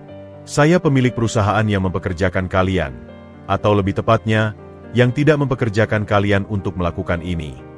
Ia memandang mereka satu persatu. Saya Eko Sutanto, CEO Surya Group, dan saya memerintahkan kalian untuk meninggalkan tempat ini sekarang juga. Nama itu bekerja seperti mantra. Para preman saling pandang. Mereka dibayar oleh mandor proyek, tapi tentu saja mereka tahu siapa Eko Sutanto. Kami cuma jalankan perintah, kata salah satu preman. Nada suaranya sudah turun. Perintah dari siapa? Sebut nama, desak Eko. Mereka terdiam. Salah satu dari mereka menarik lengan temannya, dan perlahan-lahan mereka mundur, masuk ke dalam sebuah mobil van dan pergi. Setelah mereka pergi, Eko menghadap warga. Wajah-wajah yang penuh ketakutan dan kemarahan menatapnya. Ia melihat Bu Marni menangis, Pak Dullah yang masih menggenggam palu besi dengan gemetar, dan Farid, dengan ekspresi yang kompleks, antara lega, marah, dan bingung. Bapak Ibu, atas nama perusahaan saya mohon maaf sebesar-besarnya atas apa yang terjadi hari ini, kata Eko, suaranya tulus. Saya berjanji, tidak akan ada lagi intimidasi, dan proyek pengembangan di sini akan saya tinjau ulang sepenuhnya. Tinjau ulang? Maksudnya dibatalkan? Tanya Pak Dullah penuh harap. Yang jelas, tidak akan ada penggusuran paksa. Saya akan cari solusi yang adil bagi semua pihak. Farid mendekati Eko. Pak Eko, terima kasih telah datang. Tapi, apakah Bapak benar-benar bisa menghentikan semua ini? Atau nanti akan ada preman lain yang datang? Eko meletakkan tangan di bahu Farid. Saya akan menghentikannya, Farid. Ini adalah janji saya. Tapi di matanya, Farid melihat bayangan keraguan. Sebuah perasaan bahwa pertempuran di puncak menara mungkin lebih sulit daripada yang terlihat. Kembali di Surya Tower, Eko langsung mengadakan rapat darurat dengan tim hukum dan direksi yang masih setia padanya. Tapi kabar buruk datang. Hendra telah dengan cerdik mengatur agar keputusan proyek Kampung Melati diambil melalui voting di rapat dewan esok hari. Dan berdasarkan perhitungannya, Hendra sudah mengaminkan dukungan dari mayoritas direksi independen dan beberapa pemegang saham besar. Dia menjanjikan mereka return yang lebih tinggi dari portofolio investasi lain, lapor Kepala Departemen Keuangan kepada Eko, dan dengan ancaman bahwa Bapak menghambat proyek karena kepentingan pribadi. Kepentingan pribadi? Ulang Eko, pahit. Ada foto, Pak. Foto Bapak di warung kopi itu, berbicara akrab dengan pemiliknya. Hendra menyebarkan narasi bahwa Bapak memiliki hubungan khusus dengan pemuda itu, sehingga keputusan Bapak tidak objektif. Eko menutup mata. Pertarungan ini bukan lagi tentang tanah atau proyek. Ini tentang siapa yang akan mengendalikan perusahaan. Hendra telah mengubahnya menjadi pertarungan kekuasaan. Malam itu, di apartemennya yang sunyi, Eko menatap kota dari balkonnya. Di satu sisi, tanggung jawabnya pada ribuan karyawan dan pemegang saham. Di sisi lain, janjinya pada Farid dan warga Kampung Melati. Dan di tengah-tengah, prinsipnya sebagai manusia. Ponselnya berdering. Itu Farid. Pak Eko, maaf mengganggu. Saya hanya ingin tahu, apakah Bapak baik-baik saja? Suara pemuda itu, penuh keprihatinan yang tulus, membuat dada Eko terasa sesak. Di tengah semua intrik dan keserakahan, masih ada kemanusiaan sederhana yang peduli pada dirinya sebagai manusia, bukan sebagai CEO. Masih bertahan, Farid, jawab Eko. Tapi pertarungannya belum selesai. Besok adalah hari yang menentukan. Apapun hasilnya, terima kasih sudah berusaha, Pak. Kami di sini berdoa untuk Bapak. Setelah menutup telepon, Eko mengambil keputusan. Ia akan menghadapi rapat dewan besok bukan sebagai CEO yang bertahan, tapi sebagai pemimpin yang berdiri pada prinsipnya. Jika harus, ia akan mengorbankan posisinya. Konflik di puncak menara telah mencapai titik kritis. Dan seperti dua raksasa yang saling mendorong, tabrakan yang akan terjadi besok akan menentukan nasib tidak hanya bagi Eko dan Hendra, tetapi juga bagi secangkir kopi sederhana di sebuah gang kecil, dan bagi semua harapan yang menggantung padanya. 3 hari telah berlalu sejak insiden preman. Kampung Melati terasa seperti kuburan yang menegangkan. Kedamaian palsu menyelimuti gang-gang sempit. Warung kopi merana masih buka, tetapi pelanggan berkurang drastis. Bukan karena kopinya kurang enak, melainkan karena ketakutan masih mengendap di udara seperti bau busuk yang tak kunjung hilang. Farid mencoba bertahan. Setiap pagi ia membuka warung dengan ritual yang sama, menyapu lantai, menyiapkan kompor, menggiling kopi. Tapi matanya selalu awas, memindai setiap orang asing yang lewat. Ia bahkan menyimpan sebatang besi di bawah meja, sesuatu yang belum pernah ia lakukan sebelumnya. Adiknya, Sari, juga merasakan tekanan itu. Di kampus, beberapa temannya mulai menjaga jarak setelah mendengar isu bahwa keluarganya bermasalah dengan pengembang besar. Yang lebih parah, seorang dosen memanggilnya dan bertanya dengan halus apakah keluarganya membutuhkan bantuan hukum. Sebuah pertanyaan yang bermaksud baik, namun membuat Sari merasa dipermalukan. "Kak, kapan ini berakhir?" tanya Sari suatu malam, matanya lelah. "Sun, Sar, Pak Eko berjanji," jawab Farid, mencoba meyakinkan dirinya sendiri sebanyak meyakinkan adiknya. Tapi di hatinya, keraguan tumbuh. Tidak ada kabar dari Pak Eko sejak telepon singkat itu. Apa yang terjadi di menara tinggi itu? Apakah janjinya bisa ditepati? Jawabannya datang di pagi keempat, bukan dalam bentuk telepon atau kunjungan Pak Eko, melainkan dalam bentuk 2 orang asing yang berpakaian rapi. Mereka datang pukul 10 pagi, saat warung sedang sepi. Satu pria parubaya dengan kacamata frameles dan kemeja lengan panjang, satunya lagi lebih muda, membawa tas laptop.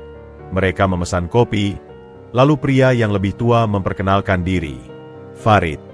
"Ya, saya Anton, konsultan bisnis.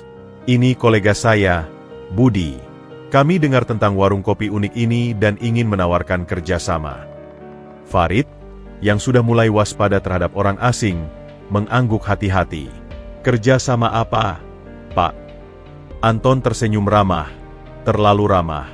"Kami mewakili investor yang tertarik dengan potensi bisnis kopi lokal. Kami tahu kamu sedang kesulitan dengan masalah tanah. Kami bisa membantu." "Cara membantu bagaimana?" "Dengan memberikanmu modal besar, 500 juta rupiah. Untuk membuka cabang di lokasi yang lebih strategis. Bahkan bisa franchise." Angka itu membuat Farid terkesiap. 500 juta adalah jumlah yang tak terbayangkan. Tapi nalurinya berteriak bahwa sesuatu tidak beres. "Dan syaratnya?" "Syaratnya sederhana," kata Anton, menyeruput kopinya. "Kamu hanya perlu bersaksi." "Bersaksi tentang apa?"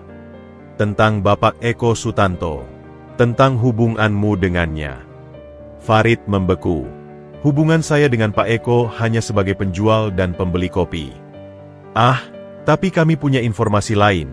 Sela Budi yang lebih muda, membuka laptopnya. Di layar, tampak beberapa foto berkualitas buruk tapi cukup jelas.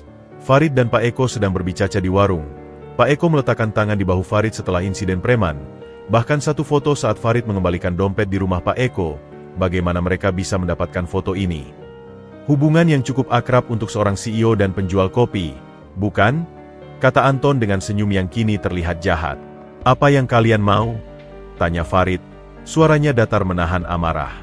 "Kami mau kamu bersaksi di hadapan notaris, dan nanti mungkin di pengadilan, bahwa Eko Sutanto telah menyalahgunakan dana perusahaan untuk kepentingan pribadi.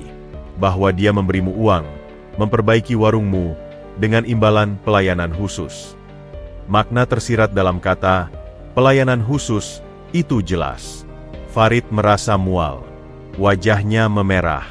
Kalian pikir saya apa? Pelacur?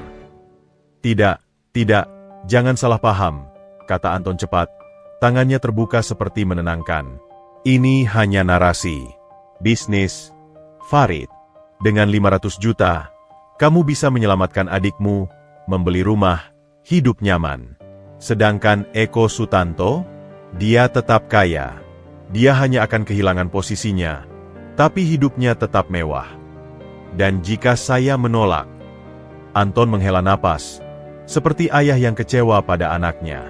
Maka, kami akan terpaksa menggunakan foto-foto ini dengan narasi yang sama. Tapi kali ini, tanpa memberikanmu apapun. Reputasimu akan hancur. Orang akan memandangmu dengan curiga. Warungmu akan semakin sepi. Dan yang paling buruk, ia mendekat, berbisik. Kami tahu adikmu, Sari, kuliah di universitas negeri. Cantik sekali. Sayang sekali jika ada hal tidak mengenakan terjadi padanya. Mendengar nama adiknya disebut, darah Farid mendidih. Ia bangkit, kedua tangannya mengepal. Keluarlah dari sini. Sekarang. Anton dan Budi berdiri perlahan, tidak terburu-buru. Kami beri waktu 3 hari untuk berpikir. Farid, ini nomor kami. Hubungi jika sudah membuat keputusan yang tepat. Mereak meninggalkan uang untuk kopi di meja, lalu pergi dengan langkah santai, meninggalkan Farid yang gemetar bukan karena takut, tapi karena kemarahan yang membara. Sepanjang hari itu, Farid tidak bisa berkonsentrasi. Ia memecahkan 2 cangkir, lupa memberikan kembalian pada pelanggan, bahkan hampir membiarkan kompor menyala tanpa diawasi. Pikirannya hanya pada ancaman itu. Pada Sari, pada Pak Eko. Sore harinya, setelah menutup warung, ia pergi ke warnet kecil di ujung kampung.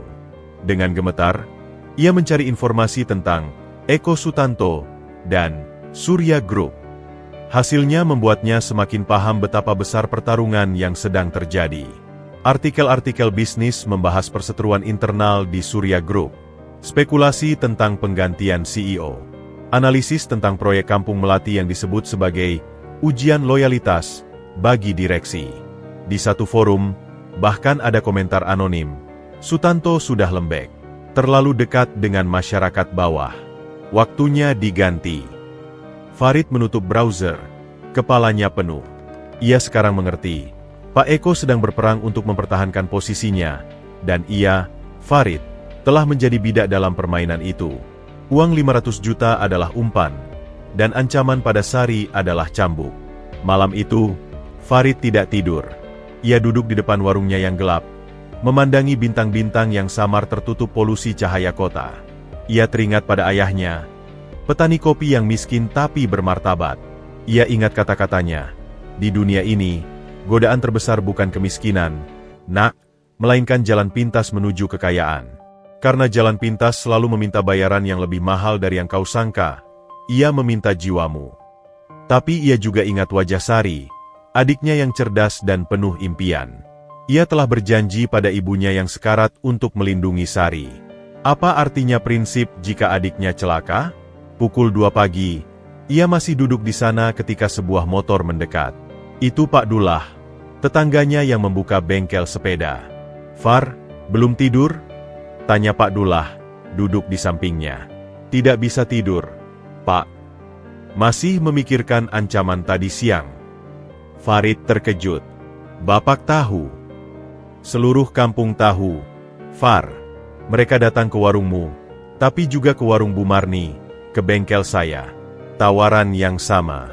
Uang besar untuk bersaksi melawan orang baik itu, Pak Eko. Dan Bu Marni mengusir mereka dengan sapu. Saya hampir memukul mereka dengan kunci Inggris, kata Pak Dullah dengan senyum getir. Kami miskin, Far, tapi kami bukan pengkhianat. Pak Eko adalah satu-satunya orang dari dunia mereka yang peduli pada kami. Kami tidak akan menjualnya. Kata-kata itu seperti air segar di padang gersang. Farid merasa dadanya hangat. Tapi ancaman pada keluarga. Kita jaga bersama, kata Pak Dullah tegas. Mulai malam ini, warga bergiliran jaga. Setiap orang asing yang mencurigakan akan kita hadapi bersama. Kampung Melati mungkin miskin, tapi kita punya solidaritas. Itu yang tidak dimiliki orang-orang berduit itu. Air mata membasahi mata Farid. Selama ini ia merasa sendirian menanggung beban. Ternyata semua warga sama-sama berjuang.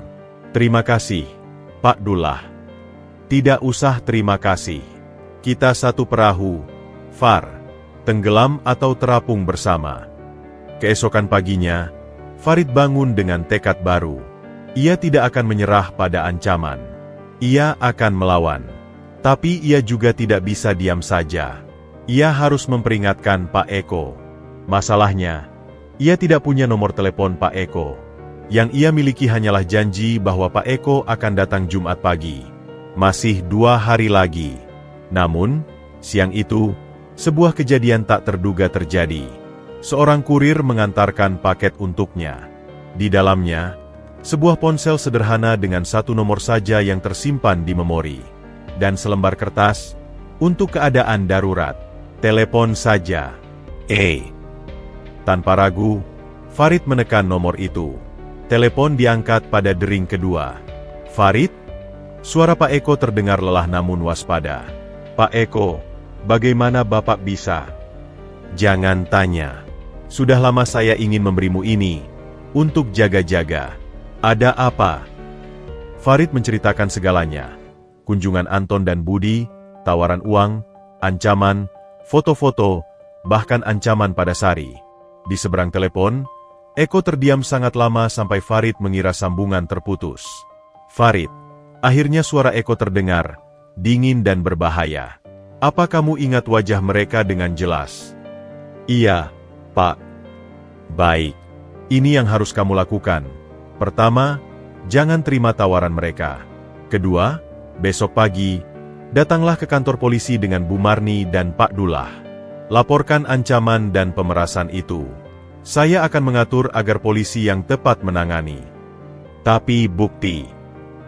Biarkan saya yang urus bukti. Kamu hanya perlu bersikap normal. Dan jangan khawatir tentang Sari. Saya akan kirimkan orang kepercayaan untuk mengawasi kampusnya diam-diam. Pak Eko, ini semua karena saya. Ya? Karena hubungan kita. Tidak, Farid. Suara Eko lembut. Ini karena saya. Karena ada orang yang ingin menghancurkan saya, dan mereka melihatmu sebagai celah. Maaf telah membawamu ke dalam masalah ini. Malah saya yang harus berterima kasih. Pak, selama ini Bapaklah yang melindungi kami. Kita saling melindungi. Farid, sekarang, ikuti instruksi saya. Dan percayalah, ini akan segera berakhir. Setelah menutup telepon, Farid merasa lebih tenang. Ia punya rencana. Ia punya sekutu. Dan yang paling penting, ia tahu bahwa Pak Eko tidak sendirian melawan. Dan sekarang, ia juga tidak sendirian. Di Surya Tower, Eko menutup telepon dengan ekspresi seperti baja. Ia memanggil Randy, asistennya. Randy, saya butuh kamu menyelidiki 2 orang ini. Ia memberikan deskripsi dari Farid. Dan carilah koneksi mereka ke Hendra. Pastikan. Baik, Pak. Ada hal lain? Ya. Hubungi pengacara kita. Saya ingin mendaftarkan warung kopi Merana sebagai merek dagang atas nama Farid hari ini juga. Dan siapkan dokumen perjanjian kerjasama antara Surya Group dan Kopi Merana sebagai mitra resmi. Tapi Pak, proyek Kampung Melati belum. Lakukan saja. Ini bagian dari strategi. Setelah Randy pergi, Eko berdiri di depan jendela. Senyum tipis muncul di bibirnya. Hendra telah membuat langkah ceroboh. Dengan mengancam Farid, dia telah memberikan Eko senjata yang dibutuhkannya, bukti praktik kotor dan pemerasan. Jerat telah diatur, tapi bukan untuk Farid, melainkan untuk mereka yang mengira bisa menggunakan orang kecil sebagai alat. Pertarungan akan berpindah dari rapat dewan yang penuh intrik lapangan yang lebih sederhana. Kebenaran melawan kebohongan, integritas melawan keserakahan. Dan kali ini, Eko yakin, kebenaran memiliki wajah seorang penjual kopi muda yang berani mengatakan, tidak, pada 500 juta rupiah. Perang di puncak menara akan segera menemui titik baliknya. Dan titik balik itu dimulai dari sebuah gang kecil, dari seorang pemuda yang memilih prinsip di atas uang, dan dari solidaritas sebuah kampung yang menolak dijual. Jumat pagi itu datang dengan langit yang tidak bersahabat. Awan gelap menggantung rendah, tapi hujan belum juga turun, seolah alam sedang menahan napas menunggu sesuatu yang penting terjadi. Farid membuka warung seperti biasa, tapi ritualnya terasa berbeda. Setiap suara, derit gerobak tetangga, langkah kaki di jalan becek, bahkan lolongan anjing jauh, membuatnya menegang. Pukul 6.30 tepat, tapi bangku di pojok tetap kosong. Farid memeriksa jam dinding kertasnya yang sudah lusuh. Pukul 6.35, mungkin terlambat sedikit. Ia membersihkan meja itu untuk ketiga kalinya, mengatur cangkir dan sendok dengan presisi yang tidak biasa. Pukul 6.45, jantungnya mulai berdebar tidak karuan. Pak Eko belum pernah terlambat lebih dari 5 menit dalam setahun lebih ini. Apakah sesuatu terjadi? Apakah pertarungan di menara itu sudah berakhir? Dan Pak Eko kalah? Pelanggan lain mulai berdatangan. Pak Joko si tukang becak, Bu Marni, beberapa buruh bangunan. Mereka semua menanyakan hal yang sama. Pak Eko belum datang, Far. Biasanya sudah di sini dari tadi. Pertanyaan-pertanyaan itu seperti jarum yang menusuk-nusuk. Farid hanya mengangguk, mencoba tersenyum, tapi wajahnya terlihat tegang. Pukul 7.15. Harapannya mulai memudar. Ia menyeduh secangkir kopi tubruk tanpa gula, menaruhnya di meja Pak Eko, seolah-olah kehadiran cangkir itu bisa memanggil pemiliknya. Aroma kopi mengepul, tapi tak ada yang menikmatinya. Saat jarum jam mendekati pukul 8, saat biasanya Pak Eko sudah berpamitan, sebuah mobil yang Farid kenal, Toyota Avanza tua, akhirnya muncul di ujung gang. Tapi mobil itu tidak parkir seperti biasa. Hanya berhenti sebentar, dan dari dalamnya keluar bukan Pak Eko, tetapi Randy, asistennya yang pernah Farid lihat sekali saat mengantarkan dokumen. Randy mendekat dengan wajah serius. Mas Farid? Iya. Di mana Pak Eko? Bapak minta maaf tidak bisa datang. Tapi beliau minta saya menyampaikan sesuatu secara pribadi. Farid mengangguk. Hatinya seperti dijatuhi batu berat. Ia mengikuti Randy ke sisi warung yang lebih sepi. Bapak sedang dalam rapat dewan yang sangat penting, bisik Randy. Hasilnya akan menentukan banyak hal. Tapi sebelum rapat, Bapak berpesan, apapun yang terjadi nanti, apapun yang Anda dengar atau baca di berita, ingatlah bahwa Bapak sangat menghargai persahabatan dengan Anda. Kenapa kedengarannya seperti perpisahan? Tanya Farid, suaranya gemetar. Randy menunduk, tidak bisa menatap mata Farid.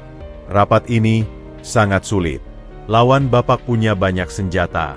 Tapi Bapak ingin Anda tahu, warung ini sudah didaftarkan sebagai merek dagang resmi atas nama Anda. Dan ada perjanjian kerjasama dengan Surya Group sebagai mitra. Dokumennya sudah lengkap. Ia menyerahkan sebuah map tebal. Ini salinannya untuk Anda.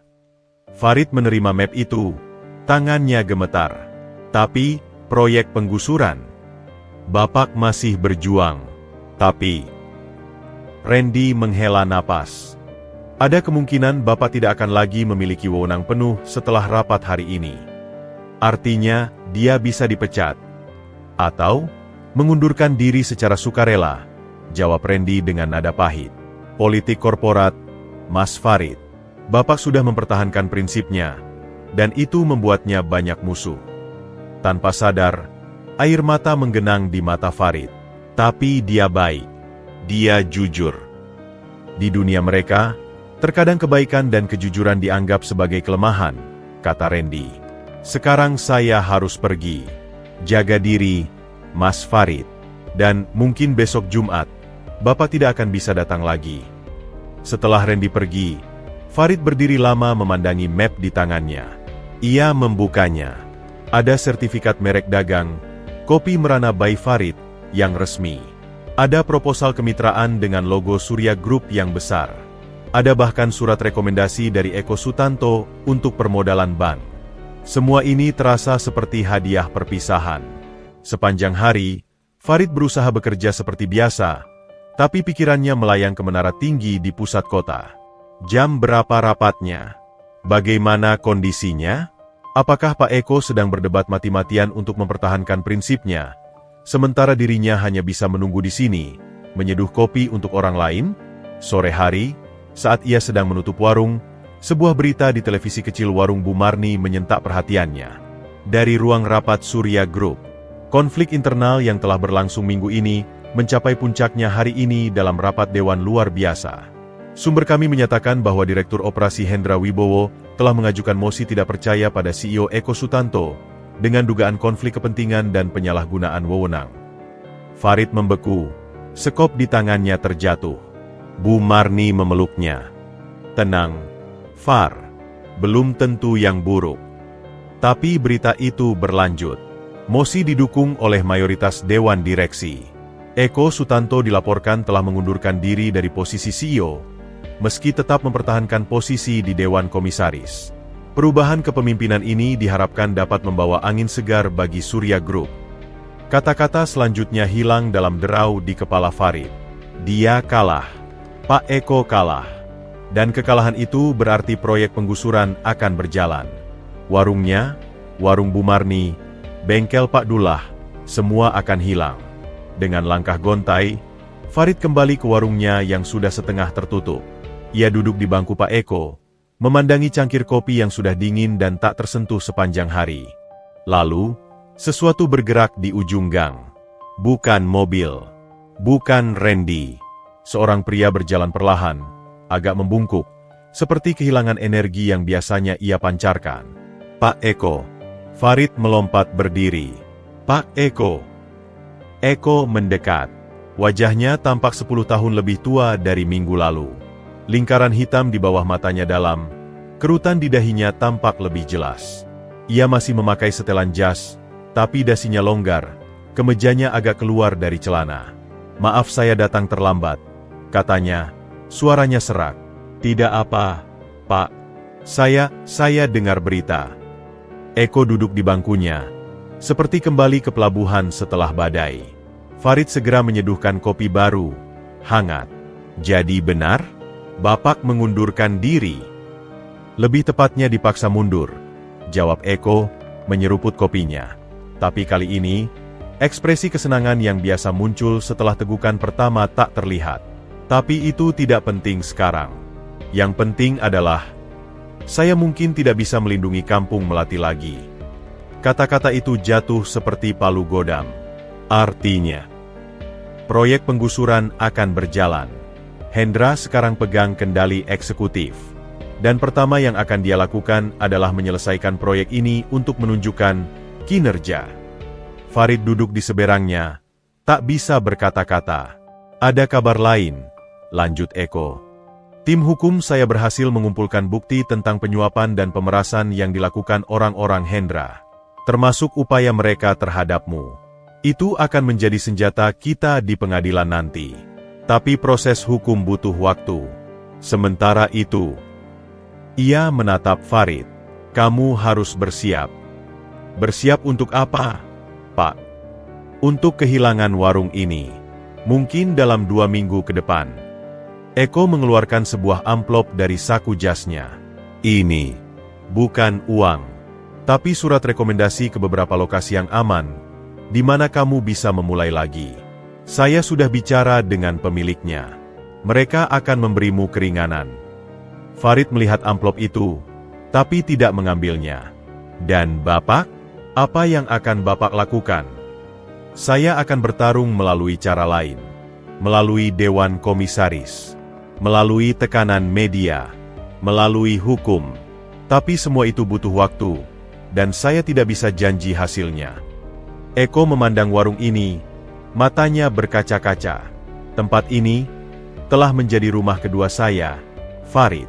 Tempat saya menemukan ketenangan, dan melihatnya dihancurkan. Suaranya tercekat. Farid baru pertama kali melihat pria kuat ini begitu rapuh. Jadi ini akhir, Pak. Untuk warung di lokasi ini, mungkin iya, jawab Eko. Tapi bukan akhir dari semuanya. Ingat map yang Randy berikan? Itu adalah awal baru. Kopi Merana akan hidup di tempat lain. Dan suatu hari nanti, ketika semua ini selesai, Kita akan buka kembali di sini. Saya janji. Tapi janji itu terasa hampa di tengah kepastian penggusuran. Kenapa Bapak berjuang untuk kami? Kami hanya sekelompok orang miskin di gang sempit. Eko tersenyum getir. Karena di dunia saya yang penuh dengan kepalsuan, kalian adalah yang paling nyata. Karena kopi Rp5.000 di sini lebih berharga daripada anggur jutaan rupiah di pesta-pesta mewah. Karena... Ia berhenti, mencari kata-kata. Karena dengan kalian, saya ingat bahwa saya manusia, bukan mesin pencetak uang. Diam sejenak. Hujan akhirnya mulai turun, ringan saja, seperti tangisan langit yang teredam. Farid, saya mungkin tidak bisa datang Jumat depan, atau Jumat-Jumat setelahnya, sampai keadaan aman. Hendra menang, dan dia akan menggunakan kemenangannya untuk membersihkan semua pengikut saya, termasuk siapapun yang dekat dengan saya. Tapi saya bukan pengikut Bapak. Saya hanya penjual kopi. Di mata mereka, kedekatan kita sudah cukup untuk membuatmu target, jelas Eko. Jadi ini untuk kebaikanmu juga. Jaga dirimu, jaga adikmu, dan jangan pernah berhenti berjuang. Eko meneguk habis kopinya, lalu berdiri. Ia memandang warung ini untuk terakhir kalinya. Atap barunya, meja kayu yang lapuk, bangku-bangku yang telah menopang percakapan tanpa pretensi. Ada satu hal terakhir, kata Eko, mengeluarkan kunci kecil dari sakunya. Ini kunci gudang kecil di Jalan Anggrek. Di dalamnya ada peralatan untuk warung kopi, mesin sangrai kecil, penggiling, bahkan mesin espresso bekas tapi masih bagus. Ambillah, itu milikmu sekarang. Untuk memulai lagi. Farid menerima kunci itu, menggenggamnya erat. Terima kasih, Pak Eko, untuk segalanya. Tidak, Farid. Sayalah yang harus berterima kasih. Eko memeluk Farid sebentar, erat. Kamu mengajarkan saya tentang integritas, tentang ketekunan, tentang arti hidup yang sesungguhnya. Kemudian, dengan langkah berat, Eko berjalan pergi. Tidak menuju mobilnya, tapi berjalan kaki menyusuri gang. Hujan gerimis membasahi pundaknya. Seperti sebuah prosesi perpisahan yang sunyi. Farid berdiri di depan warungnya, menatap sosok itu menghilang di tikungan. Hatinya sakit, tapi juga penuh dengan rasa terima kasih. Dia telah kehilangan seorang pelanggan, tapi mendapatkan seorang sahabat. Dia mungkin akan kehilangan warung, tapi mendapatkan pelajaran tentang hidup yang tak ternilai. Malam itu, di tengah hujan yang semakin deras, Farid tidak pulang ke kontrakannya. Ia duduk di warungnya, memandangi setiap sudut, mengingat setiap kenangan. Percakapan ringan tentang cuaca, diskusi tentang sepak bola, nasihat-nasihat halus Pak Eko, tawa pelanggan lain. Warung kopi merana mungkin akan segera menjadi kenangan. Tapi seperti kopi yang meninggalkan aroma lama setelah cangkirnya kosong, warung ini telah meninggalkan jejak dalam hidup semua yang pernah singgah di sini. Terutama pada seorang CEO yang menemukan jiwanya kembali di antara kesederhanaan. Pengakuan yang terpaksa itu bukan akhir. Itu adalah jeda dalam sebuah cerita yang lebih panjang. Dan meski hujan malam ini terasa begitu dingin, Farid tahu bahwa di suatu tempat, Pak Eko juga sedang bertahan, sama seperti dirinya. Mereka mungkin terpisah oleh dunia yang berbeda, tapi dihubungkan oleh secangkir kopi dan prinsip yang sama, bahwa beberapa hal layak diperjuangkan, meski harganya mahal. Dan untuk itu, mereka akan terus berjuang. Hari penggusuran tiba dengan keheningan yang menusuk. Tanggal 25, seperti yang tercantum di surat peringatan, jatuh pada hari Senin. Pagi itu, Kampung Melati tidak dihiasi aroma kopi sangrai atau bunyi kompor. Yang ada hanya ketegangan yang menggantung berat di udara lembab. Warga berkumpul di depan los-los mereka, memandang dengan mata kosong pada barang-barang yang sudah mereka bungkus dalam karung dan kardus.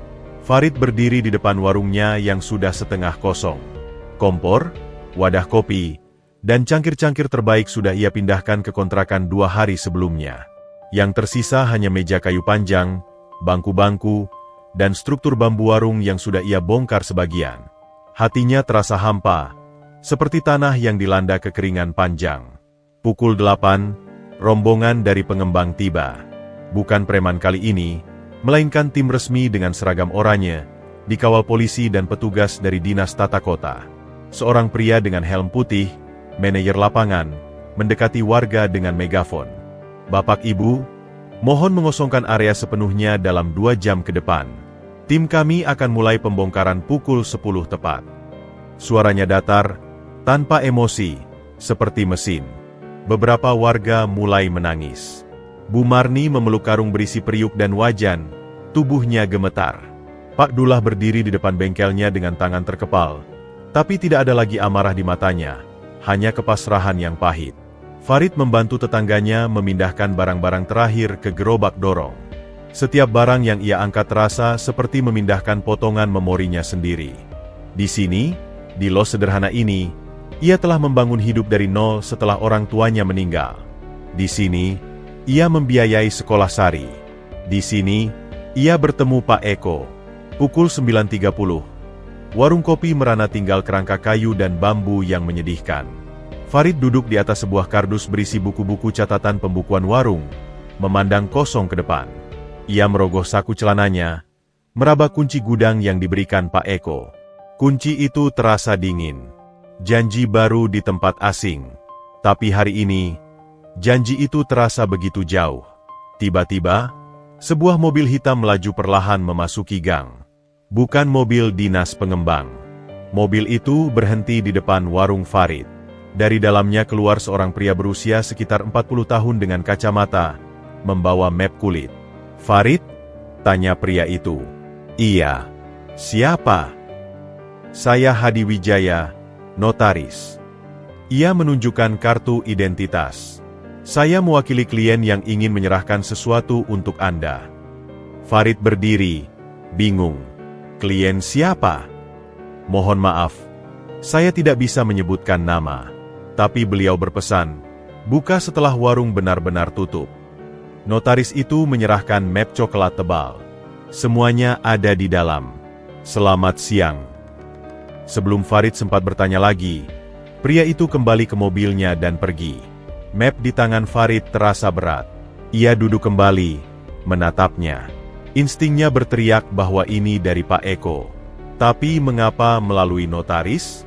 Mengapa sekarang? Dari kejauhan, suara mesin diesel besar mulai menderu. Ekskavator pertama sudah datang. Waktu hampir habis. Dengan tangan gemetar, Farid membuka map itu. Isinya bukan uang. Yang pertama, sertifikat hak milik atas sebidang tanah seluas 60 meter persegi. Lokasinya, Jalan Kampung Melati Timur nomor 8, tepatnya di ujung gang yang sama, sekitar 100 meter dari lokasi warungnya sekarang, di lahan kosong yang selama ini digunakan untuk parkir sepeda. Namanya tercantum dengan jelas, Farid Hidayat. Tanggal terbit, 3 hari yang lalu. Farid terkesiap, napasnya tertahan. Ia memegang kertas itu erat-erat, tak percaya.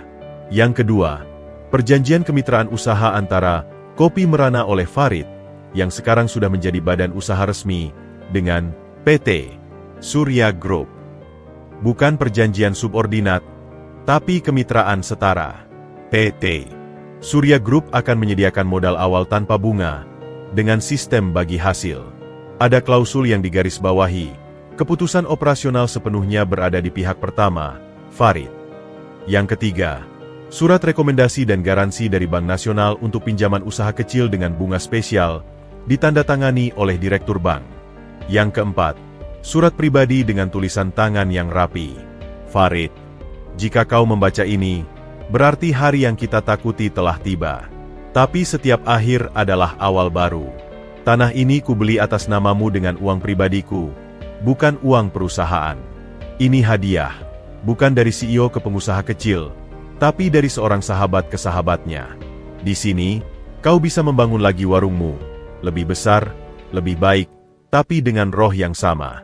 Perjanjian kemitraan adalah jalanku untuk membantumu tanpa melukai harga dirimu. Kau bukan penerima bantuan, tapi mitra.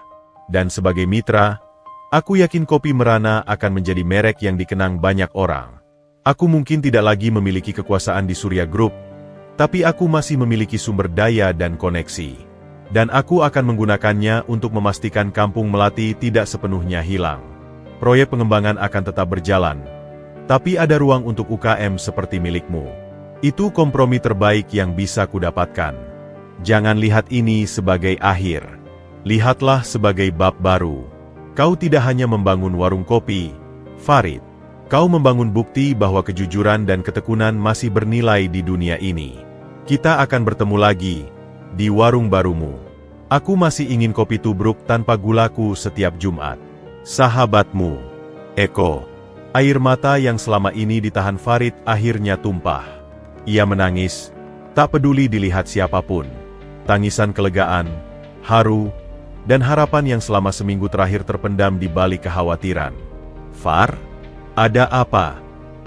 Bu Marni mendekat, khawatir. Farid menunjukkan sertifikat itu. Kita tidak akan kehilangan kampung Melati sepenuhnya. Saya dapat tanah di ujung gang untuk warung baru. Kabar itu menyebar seperti listrik. Warga yang tadinya lesu, tiba-tiba bersemangat. Mereka mengerumuni Farid, melihat dokumen-dokumen itu. Harapan yang nyaris padam, menyala kembali. Tapi hanya untuk warungmu. Far, kami tetap harus pergi, kata Pak Dullah, tetap realistis. Tidak. Farid membuka halaman terakhir map. Ada satu dokumen lagi. Proposal revitalisasi kampung Melati berbasis komunitas, didukung oleh yayasan yang diketuai oleh Eko Sutanto. Proposal itu mengusulkan pembangunan food court sederhana di bagian kampung yang tidak tersentuh proyek, tempat para pedagang kecil bisa berjualan dengan sewa terjangkau. Pak Eko, dia sudah memikirkan semuanya, bisik Farid. Pukul 10 tepat, mesin ekskavator mulai bekerja. Dinding bambu warung kopi merana yang lama roboh dalam sekali gerakan. Debu beterbangan. Tapi Farid tidak menangis lagi. Ia memandang kehancuran itu dengan mata yang berbeda. Ini bukan akhir. Ini adalah pembongkaran untuk membangun kembali. Dengan map berharga itu di tangan, Farid berjalan menuju ujung gang, ke tanah yang sekarang menjadi miliknya. Sebidang tanah kosong, dengan pohon mangga tua di tepinya. Ia bisa membayangkan, di sini akan berdiri warung kopi merana versi baru. Lebih luas. Dengan tempat duduk yang lebih nyaman. Tapi aromanya akan tetap sama. Kopi sangrai yang menggugah jiwa. Ia mengeluarkan ponsel darurat yang diberikan Pak Eko. Mengirim satu pesan singkat. Terima kasih. Saya mulai besok. Balasan datang segera. Saya akan jadi pelanggan pertama. 3 bulan kemudian. Di ujung kampung Melati, berdiri sebuah warung kopi dengan desain sederhana tapi elegan, kayu tua yang dihaluskan, atap genteng, dan tanaman hijau di sekelilingnya. Papan namanya berbunyi, Kopi Merana by Farid tempat kedua. Di dalam, aroma kopi seperti selalu, tapi sekarang dipadukan dengan aroma kue tradisional yang dibuat Bu Marni, yang sekarang berjualan di bagian depan warung. Di samping warung, ada bengkel sepeda sederhana milik Pak Dullah. Dan di seberang jalan, pembangunan ruko 2 lantai milik pengembang memang sedang berlangsung. Tapi ada ruang hijau kecil dan area food court yang dijanjikan untuk warga lainnya. Pukul 6.30 pagi, sebuah Toyota Avanza tua parkir di depan. Dari dalamnya keluar Eko Sutanto, sekarang dengan penampilan lebih santai, kemeja lengan pendek, celana chinos. Wajahnya lebih tenang, lebih damai. Dengan bangga mempersembahkan, Kopi Merana tempat kedua, sambut Farid dengan senyum lebar. Di belakangnya, Sari membantu di kasir. Wajahnya cerah. Tempat kedua? Tanya Eko, tersenyum. Karena tempat pertama akan selalu di sini, jawab Farid, menunjuk hatinya. Dan karena ini adalah bab kedua dari cerita kita. Eko duduk di bangku favoritnya, masih di pojok, masih membelakangi jalan. Farid menyeduhkan kopi tubruk tanpa gula, persis seperti dulu. Bagaimana kehidupan di Dewan Komisaris? Tanya Farid. Lebih tenang. Tidak perlu berurusan dengan politik korporat sehari-hari. Sekarang saya fokus pada yayasan dan proyek-proyek sosial. Eko menyeruput kopinya. Dan kopimu semakin enak. Itu karena biji kopinya dari petani yang Bapak kenalkan. Kemitraan itu berjalan baik. Mereka berbincang seperti biasa. Tentang cuaca, tentang sepak bola, tentang rencana memperkenalkan kopi kemasan ke pasar yang lebih luas. Tapi sekarang, percakapan mereka adalah percakapan antara dua mitra, dua sahabat. Ketika Eko hendak pergi, Farid mengulurkan tangan. "Tagihannya, Pak." Eko tertawa, mengeluarkan uang Rp5.000. "Harga tidak berubah. Untuk pelanggan pertama dan sahabat terbaik, harga tidak akan pernah berubah," jawab Farid. Dari dalam warung, Sari memperhatikan mereka dengan mata berbinar. Ia ingat kata-kata kakaknya, "Kadang, malaikat datang dengan wajah manusia biasa. Dan terkadang, manusia biasa itu adalah malaikat yang kita butuhkan." Eko pergi, tetapi kali ini, Farid tahu ia akan kembali Jumat depan. Dan Jumat setelahnya. Karena ini bukan lagi tentang pelanggan setia, tapi tentang keluarga yang ditemukan di tempat tak terduga. Warung kopi Merana mungkin telah kehilangan tempat pertamanya. Tapi ia mendapatkan sesuatu yang lebih berharga. Akar yang lebih dalam di tanah yang dimilikinya sendiri, kemitraan yang saling menghormati, dan bukti bahwa di dunia yang seringkali tidak adil, kebaikan tulus masih bisa menang, meski tidak selalu dengan cara yang kita harapkan. Dan di sudut kota, di menara yang masih menjulang, Hendra mungkin masih berkuasa. Tapi di sebuah gang kecil, secangkir kopi sederhana telah mengalahkan keserakahan. Karena yang satu hanya membangun gedung, sedangkan yang lain membangun manusia.